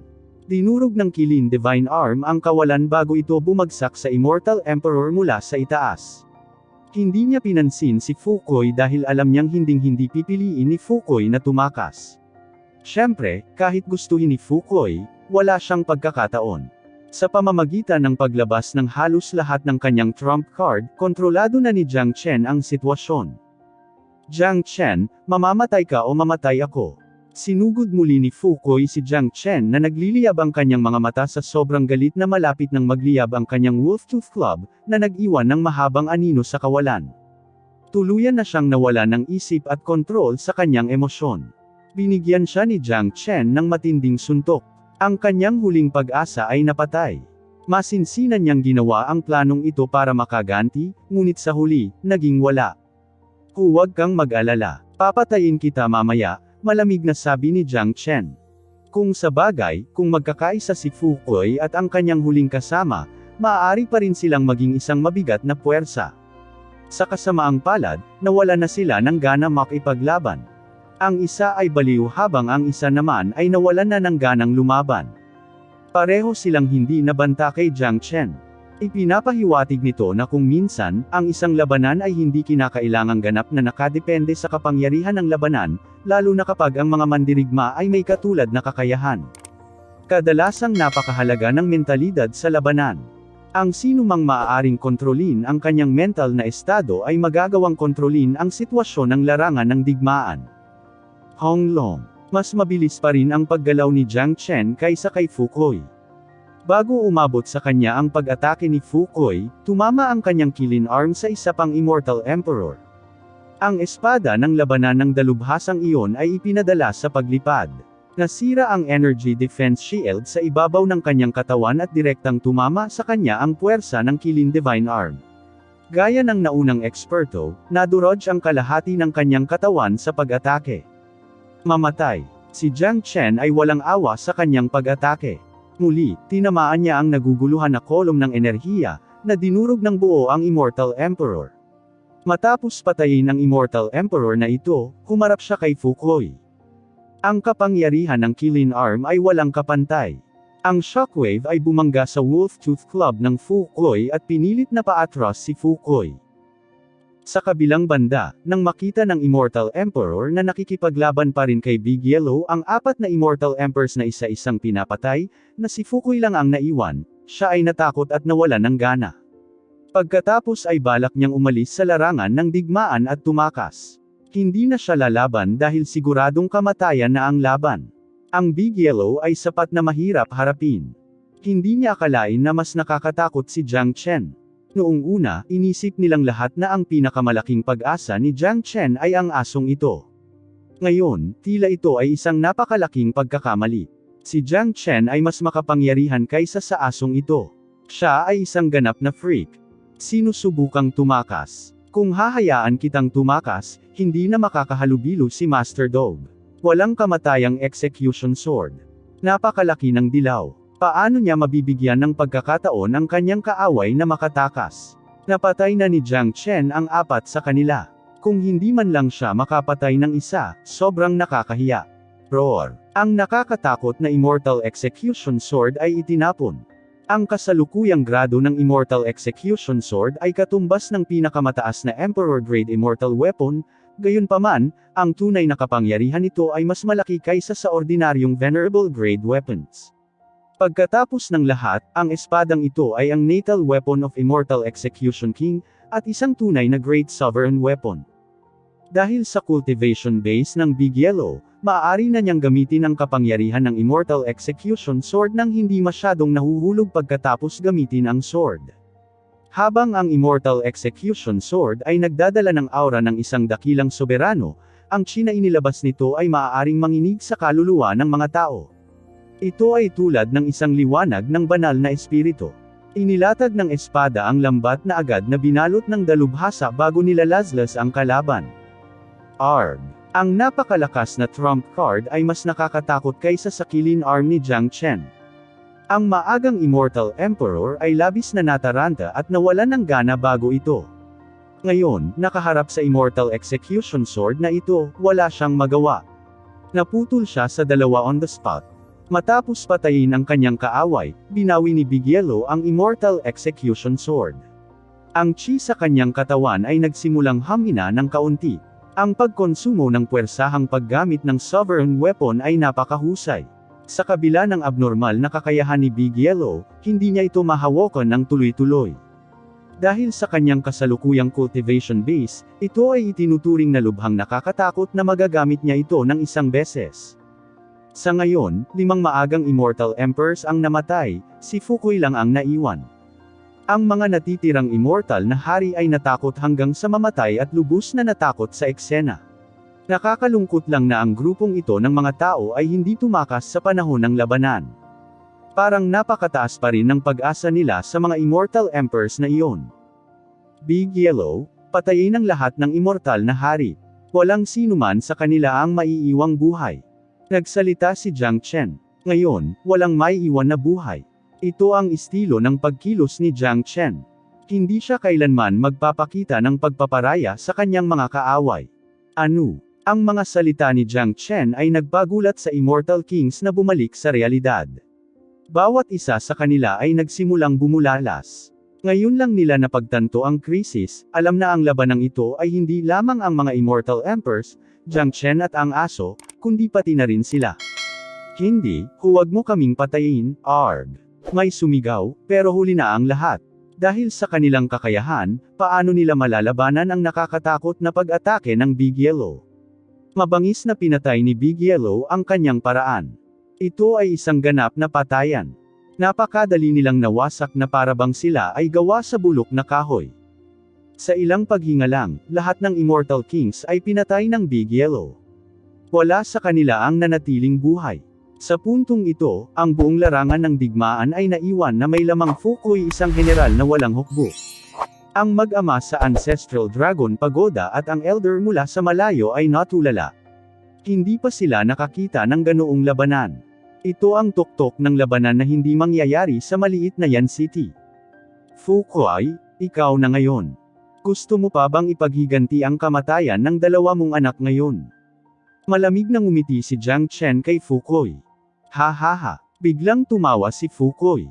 Kaya lang, puno ng kawalan ng pag-asa ang ganoong tawa. Tama iyon. Ito ay kawalan ng pag-asa. Tiningnan niya ang mga bangkay at laman na nagkalat sa buong lugar, at hindi makapagsalita ng kahit anong salita. Pakiramdam niya na nananaginip siya. Jiang Chen, gagawin ko pa rin ang lahat para labanan ka. Gumalaw muli si Fukoy, ibinabahagi ang lahat ng kanyang enerhiya sa Wolf Tooth Club at itinutok ito kay Jiang Chen. Alam niya na maaaring ito na ang kanyang huling pag-atake, at hindi siya kalaban ni Jiang Chen. Sa one-on-one na senaryo, tiyak na ang kanyang kamatayan. Sa kabila noon, umatake pa rin siya dahil malinaw na hindi siya pababayaan ni Jiang Chen. Halika, mas titingalain kita kung lalaban ka hanggang sa iyong kamatayan. Pinisil ni Jiang Chen ang kanyang braso at itinaboy muli ang killing arm. Ang hakbang na ito ay papatayin si Fukoy. Ang mga pag-atake ni Fukoy ay nakakalat at hindi maaaring magdulot ng anumang banta kay Jiang Chen. Nang ang killing divine arm ni Jiang Chen ay sumalungat sa Wolf Tooth Club ng Fukoy, ang club ay lumipad palayo sa pagkakahawak ni Fukoy. Ang puwersa ng banal na braso ay hindi nabawasan at malakas na nabasag ang ulo ni Fukoy.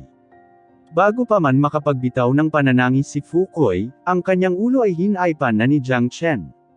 Binigyan siya ni Jiang Chen ng mabilis na kamatayan sa halip na pahirapan siya. Para kay Fukoy, kung hindi niya mapatay si Jiang Chen ngayon, hindi niya magagawang maghiganti sa natitirang bahagi ng kanyang buhay. Kung gayon, ang pagpatay sa kanya ay nagpalaya sa kanya mula sa kanyang pagdurusa. Kung hindi, siya ay mananatili sa ilalim ng anino ni Jiang Chen sa natitirang bahagi ng kanyang buhay at masisira sa madaling panahon. Wakaka, sobrang saya. Little Chen, ang iyong kasalukuyang lakas sa pakikipaglaban ay talagang napakalakas, lalo na ang pag-atake ng Killing Divine Arm at True Dragon Combat Technique na pinagsama. Nakakaloka. Dumating si Big Yellow sa tabi ni Jiang Chen. Ngayon, nasiyahan siya sa kanyang sarili sa nilalaman ng kanyang puso. Patay na si Fukoy, naayos na ang score natin. Kapag nabaliw ang isang tulad niya, sobrang nakakatakot. Kung hindi siya mabilis na maalis, magdudulot siya ng iba pang problema sa hinaharap, sabi ni Jiang Chen. Ang gayong kaaway ay hindi dapat iwanang buhay. Bagamat hindi nagawang banta o saktan siya ni Fukoy, maaari niyang ilagay sa alanganin ang mga taong kilala ni Jiang Chen. Katulad ng nangyari kina Yan Qingcheng at Tian Dongliu. Ito ang pinakakinatatakutan ni Jiang Chen. Dahil dito, kinailangan niyang hukayin ang mga ugat at walang potensyal na banta. Sa pagkakataong ito, tatlong mapang-akit na silhouette ang biglang lumitaw sa kalangitan sa itaas ng lambak. Sila ay tatlong kabataang lalaki na may marangal at hindi pangkaraniwang tindig. Bakas sa mukha nila ang pride na nagmula sa kanilang mga buto, na tila ipinagmamalaki kahit sa loob. Higit sa lahat, ang nangunguna ay mayroong cultivation base na nakarating na sa unang bahagi ng Immortal Emperor Realm. Ang bawat kabataang eksperto sa Immortal Emperor sa Eastern Profound Domain ay isang sikat na figure, dahil sa tuwing isinilang ang isang batang Immortal Emperor, magdudulot ito ng maraming kaguluhan at kakalat sa buong Eastern Profound Domain sa lalong madaling panahon, na ipaalam sa lahat ang tungkol dito. Ang dalawa pa ay nasa half-step Immortal Emperor Realm. Ang mga individual na tulad ng dalawang ito ay namumukod tanging mga henyo kung sila ay inilagay sa Genius Prefecture. Matapos lumabas ang tatlo, ang kanilang mga mata ay nahulog kay Jiang Chen, o dapat sabihin na nahulog ito sa kilin divine arm ni Jiang Chen. Ang kasalukuyang Jiang Chen ay nasa kanyang dragon form. Wala siyang oras para panatilihin ang kilin divine arm pagkatapos patayin si Fukoy. Hindi maganda. Alam ni Jiang Chen na may mali. Ang isang tulad niya ay may pinakamatalim na pandama. Malinaw niyang masasabi kung kaaway o kakampi ang tao sa isang tingin lang. Higit pa rito, ang tatlong ito ay nakatutok sa kanyang kiln arm mula nang dumating sila. Sapat na ito para magbigay ng magandang pahiwatig kay Jiang Chen. Halos sigurado siya na ang tatlong ito ay hindi mga henyo ng Great Shen Empire. Dagdag pa, ang Fu City ay nasasakupan ng teritoryo ng Great Shen Empire. Ang mga henyo ng iba pang malalaking kapangyarihan ay hindi lilito sa lugar na ito. Ibig sabihin, ang tatlong ito ay malamang na naakit sa labanan kanina. Gayunpaman, sa kabila ng matinding shockwave ng labanan, imposibleng kumalat ito sa labas ng Great Shen Empire. Pagkatapos ay naiwan siya ng isang paliwanag lamang ang tunay na dahilan kung bakit lumitaw ang tatlong ito dito ay dahil sa kilin arm. Swoosh! Itinago ni Jiang Chen ang kanyang kilin arm at bumalik sa kanyang anyo ng tao. Sinulyapan niya ang tatlo sa kabamaling kay Big Yellow. Big Yellow, tara na. Hindi angkop para sa kanila na manatili sa lugar na ito ng matagal. Wala siyang balak makipagtalo sa tatlong ito. Ang nakaraang mabangis na labanan ay nakakonsumo ng maraming enerhiya. Bukod pa rito, mayroong isang tunay na ekspertong Immortal Emperor sa kanilang tatlo, isang figure na kasing lakas ng Crown Prince at Yang Bufan. Alam niya na hindi siya magkakaroon ng pagkakataon sa isang tunay na laban. Pagkatapos ng lahat, ang lalaking ito ay isang henyo na figure tulad ni Yang Bufan at ng Crown Prince, na lubos na hindi maihahambing sa isang cultivator tulad ni Fukoy. Pareho silang nasa dalawang magkaibang antas. Ang mga figure na ito ay sapat na malakas upang labanan ang isang intermediate Immortal Emperor expert. Sila ay mga pinakamataas na henyo na may hindi lamang nakakatakot na lakas ng labanan, kundi pati na rin ang hindi kapani-paniwalang mga trump card. Tumayo ka dyan. Nang umikot si Jiang Chen, nagsalita ang nangunguna. Brother Ito, ang teknik na ginamit ng bata ngayon ay parang teknik ng fire killing, bulong ng isang tao. Alam ko, sagot ni Ito, humakbang sa kawalan at pumunta sa tabi ni Jiang Chen. Itong kapatid, parang hindi tayo magkakilala, tanong ni Jiang Chen. Ako si Nanbei Ito ng Nanbei family. Wala akong pakialam kung ano ang pinagdaanan ninyong lahat dito, pero gusto kong malaman kung saan mo nakuha ang teknik ng kilin. Tanong ng binata. Ang kanyang tono ay walang katulad na malamig. Halos hinanap ng pamilya Nanbei ang buong Eastern Profound Domain para sa fire kilin, ngunit gayunpaman, walang nakita, kahit isang bakas. Dahil dito, dapat niyang ikulong si Jiang Chen ngayon. Ito ang aking personal na negosyo. Sa tingin ko hindi ko dapat sabihin sa iyo iyon. Kahit gaano kahusay ang iyong Nanbei family, hindi mo makokontrol ang lahat ng tao sa mundo. Bukod dito, ito ang teritoryo ng Great Shen Empire. Nagsalita si Jiang Chen ng mga sarkastikong pahayag. Sa pagharap sa mga tao ng Nanbei family, hindi niya kailangang magpakita ng anumang kagandahang asal. Isa pa, hindi rin nasisiyahan ang ekspresyon ng mukha ng kanyang kalaban. Hinding-hindi niya ididikit ang mainit niyang mukha sa malamig na puwete ng tao. Isinasantabi ang posibilidad kung mayroong anumang koneksyon sa pagitan ng Nanbei Chao at Nanbei family, ang katotohanang napilaya ni Jiang Chen ang fire kilin ay nakatadhana na sa kanya na harapin ang Nanbei family balang araw. Kaya lang ayaw niyang harapin sila ngayon. Kung tutuusin, mahina pa rin ang kanyang cultivation base at nasaktan din niya ang Yin Corp Sect, Yellow Spring Sect at Divine Line Sect sa hindi direktang paraan. Bagamat siya ay suportado ng Great Shen Empire, naisip pa rin niya na ang pagiging malakas sa kanyang sarili ang pinakamahusay na pag-asa. Sa mundong ito kung saan ang malakas lamang ang iginagalang, hindi dapat umasa sa iba bukod sa sarili. Anak, gaano ka kalakas na makipag-usap kay Kuya Ito sa ganoong tono? Humihingi ka ba ng kamatayan? Maging ang Crown Prince ng Great Shen Empire ay kailangang magpakita ng paggalang kay Brother Ito tuwing magkikita sila. Sino ka sa tingin mo? Hindi na kinaya ng lalaking katabi ni Nanbei Ito. Tinuro niya ang ilong ni Jiang Chen at pinagalitan. Mukhang sanay na ang Nanbei family mo sa pagiging mayabang, pero hinihimok ko na huwag mo akong ituro ng iyong daliri. May gumawa noon, at bilang resulta, namatay siya. Sinulyapan ni Jiang Chen ang isang hindi mapapantayang malamig na sulyap sa henyong iyon. Iminuwestre ni Nanbei Ito ang kanyang kasama na manatiling kalmado. Tumingin siya kay Jiang Chen at nagtanong, ano ang pangalan mo? Jiang Chen, malamig na sabi ni Jiang Chen. Hindi niya itinago ang kanyang pangalan, dahil walang dahilan para gawin niya yon. Kung gusto ng kanyang kaaway na patayin siya, hindi siya makakatakas sa pamamagitan ng pagtatago ng kanyang pangalan. Sabihin mo na, nasaan si Fire Qilin? Palayain mo siya habang may pagkakataon ka pa, sabi ni Nanbei Ito. Paumanhin. Hindi ko alam kung ano ang sinasabi mo. Nagpakita ng kawalang interes si Jiang Chen. Humph.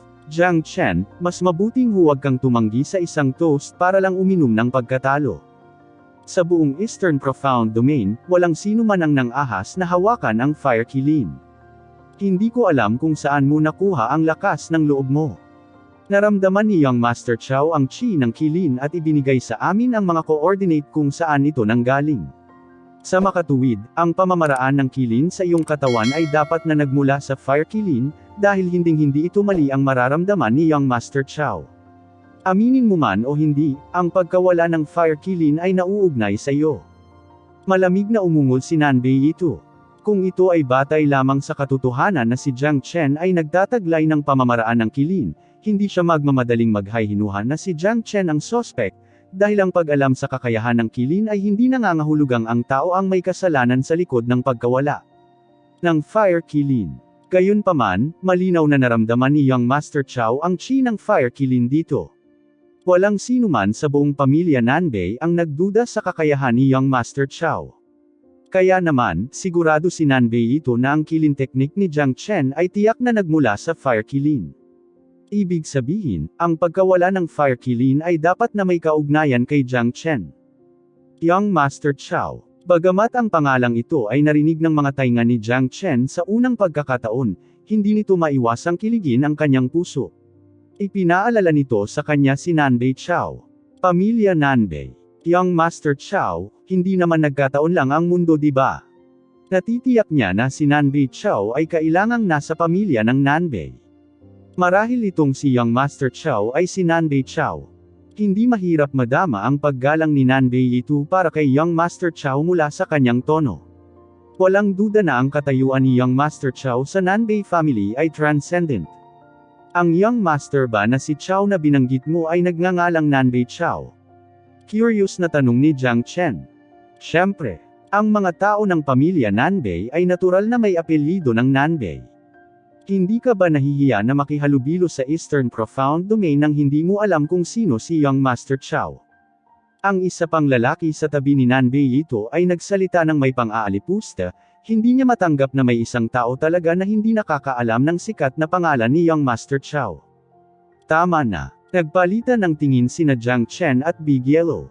Sa wakas, natagpuan na nila ang nararapat na may-ari. Talagang hindi siya naniniwala na may pangalawang Nanbei Chao sa mundong ito. Ang Nanbei Chao ng Immortal World ay dapat itong Young Master Chao, ang matandang kaaway ni Jiang Chen.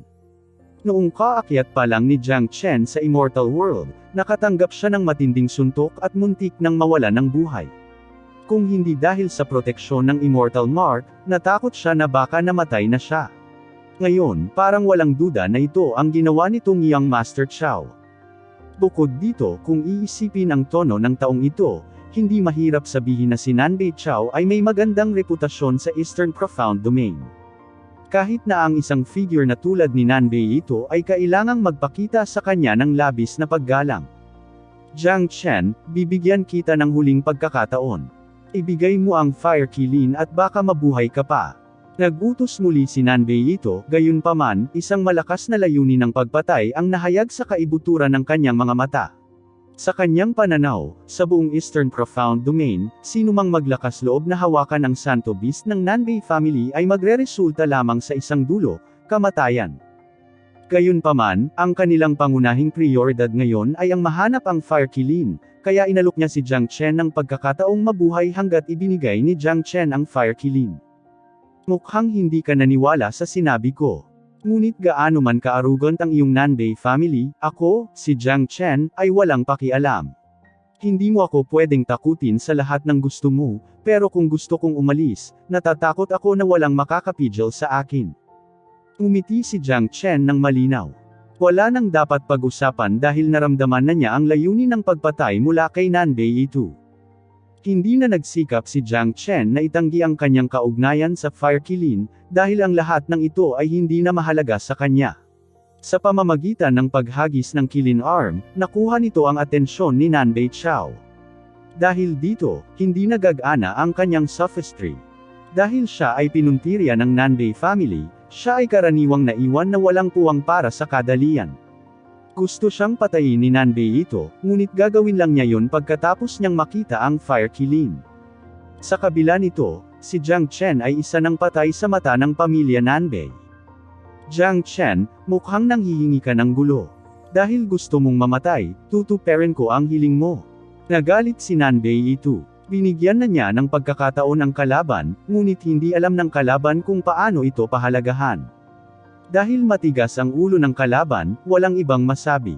Natanggap niya ang utos ni Young Master Chao na hanapin ang Fire Qilin sa lahat ng paraan. At malinaw, si Jiang Chen ay may koneksyon sa Saint Beast. Sa makatuwid, nagpasya siyang mag-strike.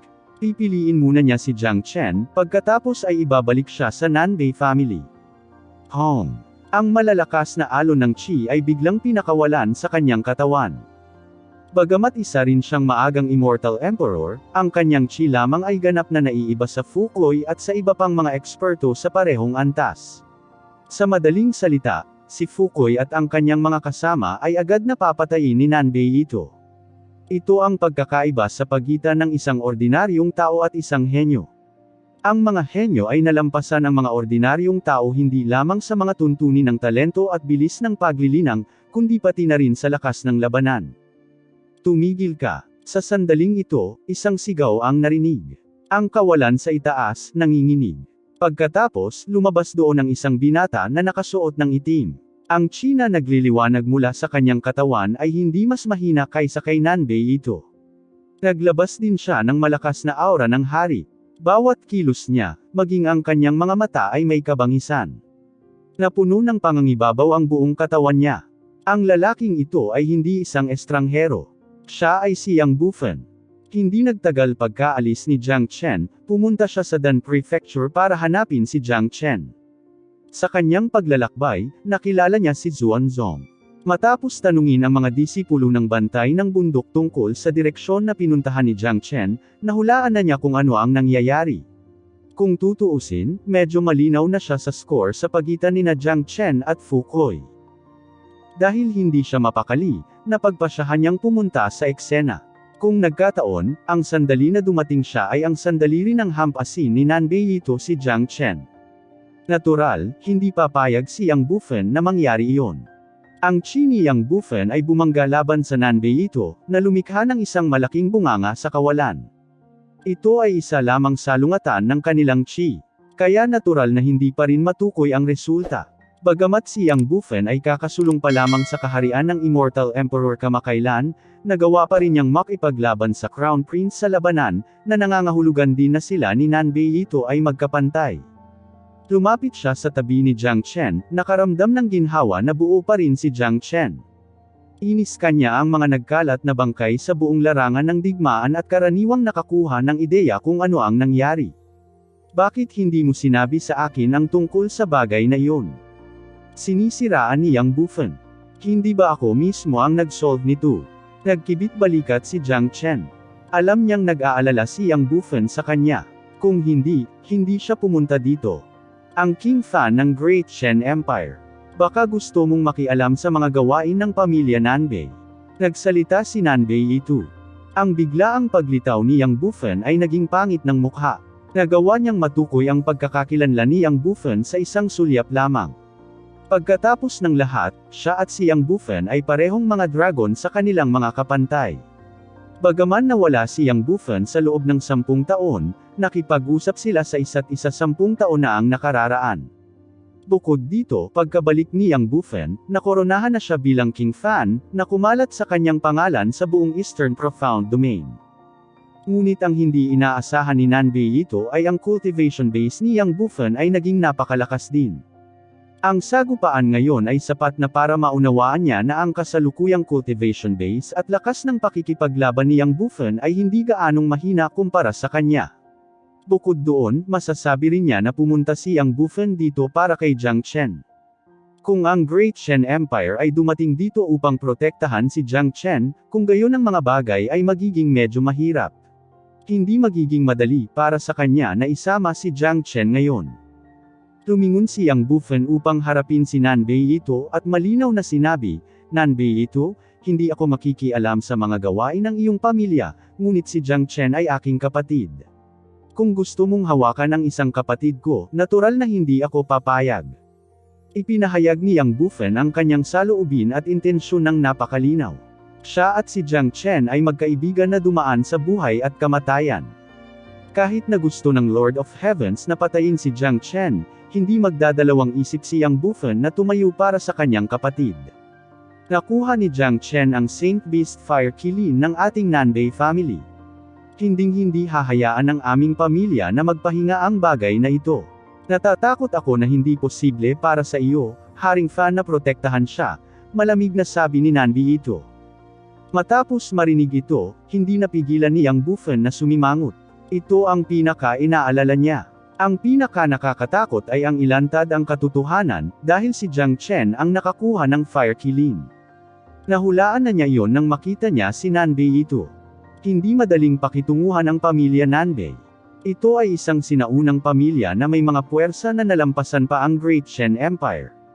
Ang pagkawala ng Fire Kilin ng pamilya Nanbei ay maaaring hindi nauugnay kay Jiang Chen. Ang Great Shen Empire at Nanbei family ay hindi kailanman nang himasok sa isa't isa. Sana huwag mo itong gawing dahilan para magkagulo, sabi ni Yang Bufan. Alam na alam niya ang kahalagahan ng Fire Kilin sa Nanbei family. Ang Saint Beast ay kumakatawan sa kapalaran ng Nanbei family. Kung nalaman nila na si Jiang Chen ang talagang nakakuha ng Fire Kilin, tiyak na papatayin ng pamilya Nanbei si Jiang Chen sa lahat ng bagay. Dahil sinabi ni King Fan, hayaan mo akong ibalik si Jiang Chen sa aking pamilya. Kung talagang hindi nakuha ni Jiang Chen ang Fire Kilin, walang gagawin ng pamilya natin sa kanya, sabi ni Nanbei ito. Tila ayaw niyang maging matigas ang relasyon nila ni Yang Bufan sa lugar na ito. Base sa desisyon niya kanina, pilayin muna niya si Jiang Chen bago ibalik sa pamilya. Sa kanyang pagtataka, si Jiang Chen ay talagang may napakagandang koneksyon kay Yang Bufan. Hindi ako sang-ayon. Ang tono ni Yang Bufan ay determinado. Dapat ay isang biro ang hayaan silang dalhin si Jiang Chen sa Nanbei family. Paano posibleng makabalik si Jiang Chen na buhay pagkatapos noon? Haring Fan, binigyan na kita ng respeto. Huwag mong isipin na hindi ako mangangahas na labanan ka dahil teritoryo ito ng Great Shen Empire. Ngayon, kailangan kong ibalik si Jiang Chen. Kung pipilitin mo pa rin akong pigilan, huwag mo akong sisihin sa pagiging impolite. Nagalit si Nanbei ito. Pakiramdam niya ay nakagawa siya ng malaking konsesyon.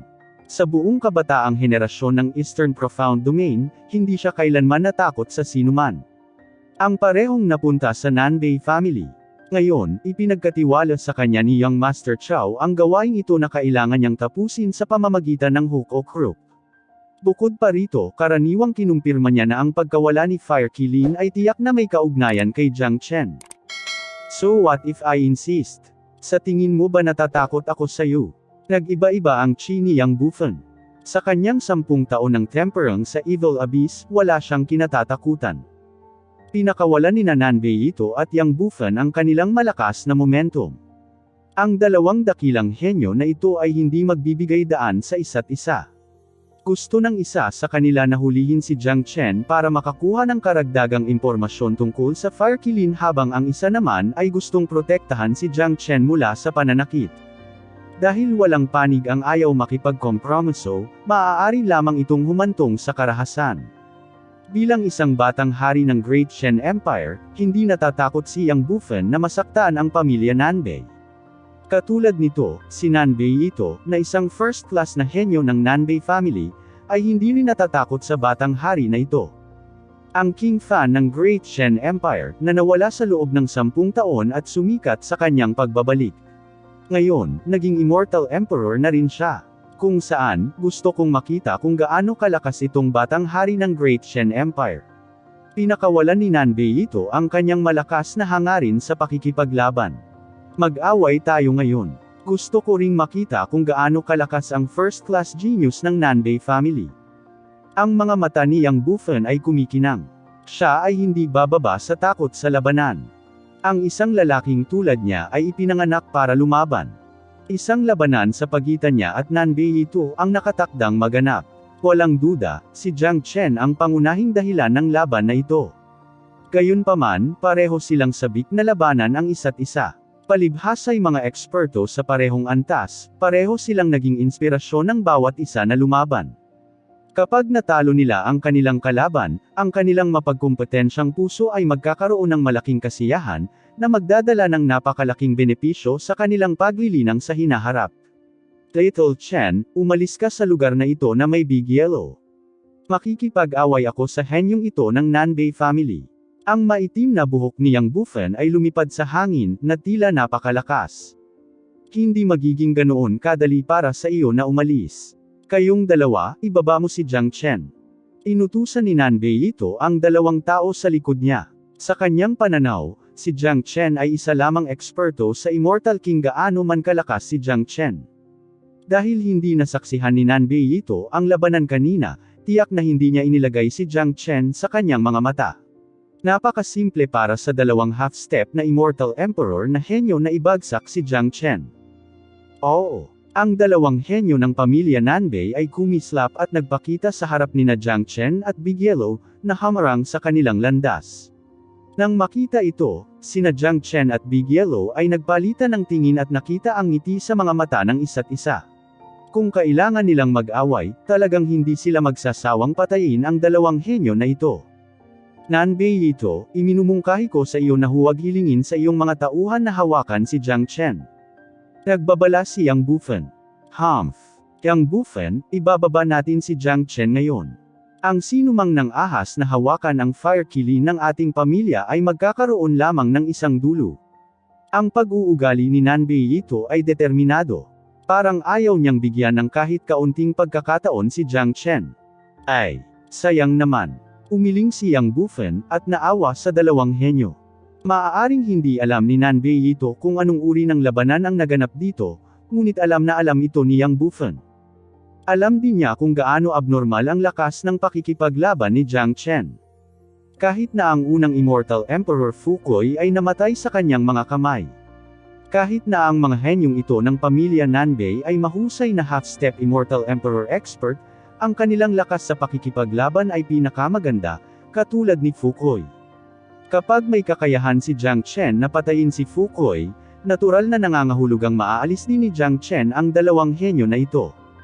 Bukod dito, dahil sa disposisyon at estilo ng pagkilos ni Jiang Chen, hinding-hindi siya magiging maluwag. Sa makatuwid, halos sigurado si Yang Bufen na kung ipipilit ng 2 taong ito na kumilos laban kay Jiang Chen, iisa lang ang kahihinatnan kamatayan. Cut the crap. Yang Bufen, tanggapin mo ang aking strike. Nanguna si Nanbei Ito sa unang hakbang.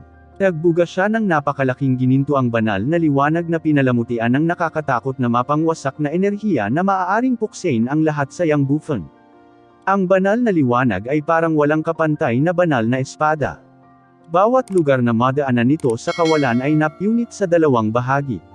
Ang bilis nito ay napakabilis, naabot ang Yang Bufen sa isang kisap mata.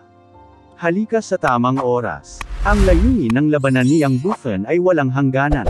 Naramdaman na niya na ang lakas ng pakikipaglaban ni Nanbei Ito ay hindi gaanong mas mahina kaysa sa Crown Prince at na ang cultivation base ni Ito ay umabot na sa rurok ng sinaunang Immortal Emperor realm.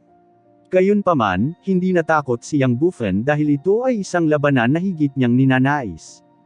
Ang isang bagong larangan ng digmaan ay agad nilang nilikha. Itinuro ni Yang Bufen ang kanyang daliri na parang isang espada, na naglalabas ng sinag ng banal na liwanag. Ito ay isang nakakatakot na pamamaraan ng daliri. Ang mapanirang puwersa nito ay mas malaki pa sa 9 Solar Profound Finger ni Jiang Chen. Ang 9 Solar Profound Finger ni Jiang Chen ay isang diskarte lamang sa pakikipaglaban sa mortal na mundo. Ang walang pangalan na pamamaraan ng daliri na ginawa ni Yang Bufen ay isang totoo at walang kapantay na immortal na pamamaraan. Hong Long. Pareho silang naging di mahiwalay sa matinding laban. Ito ang unang pagkakataon na nagsagupaan ang dalawang magagaling na henyo sa isang labanan. Pareho silang kumakatawan sa dalawang pangunahing kapangyarihan ng Eastern Profound Domain. Ang tagumpay ay hindi na tungkol sa personal na kaluwalhatian ng isang tao, kundi pati na rin sa kaluwalhatian ng isang sekta. Ang kaluwalhatiang ito at ang kanilang sariling pagmamataas ang nagbigay sa kanila ng pagnanais na manalo sa labanan. Sa ilang kisap lang ay nakalaban na silang dalawa ng 100 matinding round. Natural, hindi mapasyahan ang tagumpay o pagkatalo. Hindi madaling matukoy ang mananalo sa isang labanan sa pagitan ng dalawang mahusay na henyo sa loob ng maikling panahon. Sa kabilang panig, hinarang ng dalawa pang henyo ang landas ni Jiang Chen. Malamig at mabangis ang kanilang mga mata. Tiningnan nila si Jiang Chen na parang si Jiang Chen ang kanilang biktima. Tama iyon. Sa kanilang mga mata, si Jiang Chen ang biktima, ang target na dapat nilang hanapin. Jiang Chen, mayroon kang lakas ng loob na hawakan ang fire kili ng aming pamilya. Walang sinuman sa buong Eastern Profound Domain ang nang-ahas na gawin ito. I urge you to surrender now, para hindi masayang ang effort natin, disdainted na wika ng isa sa dalawa. Ang katotohanan na siya ay naglakas loob na magsalita ng mayabang sa harap ni Jiang Chen ay nagpapahiwatig ng kanyang kawalan ng pangunawa kay Jiang Chen. Kung gayon, ipapayo ko sa iyo na mas mabuting umalis ka sa aking paningin ngayon, bago ako magpasya na patayin kayong dalawa, malamig na sagot ni Jiang Chen. Katulad nito, hindi niya inilagay ang dalawang ito sa kanyang puso. Siyempre, ang katotohanang nasabi niya ang mga ganoong salita ay dahil sa kanyang napakalaking kumpiyansa. Humph.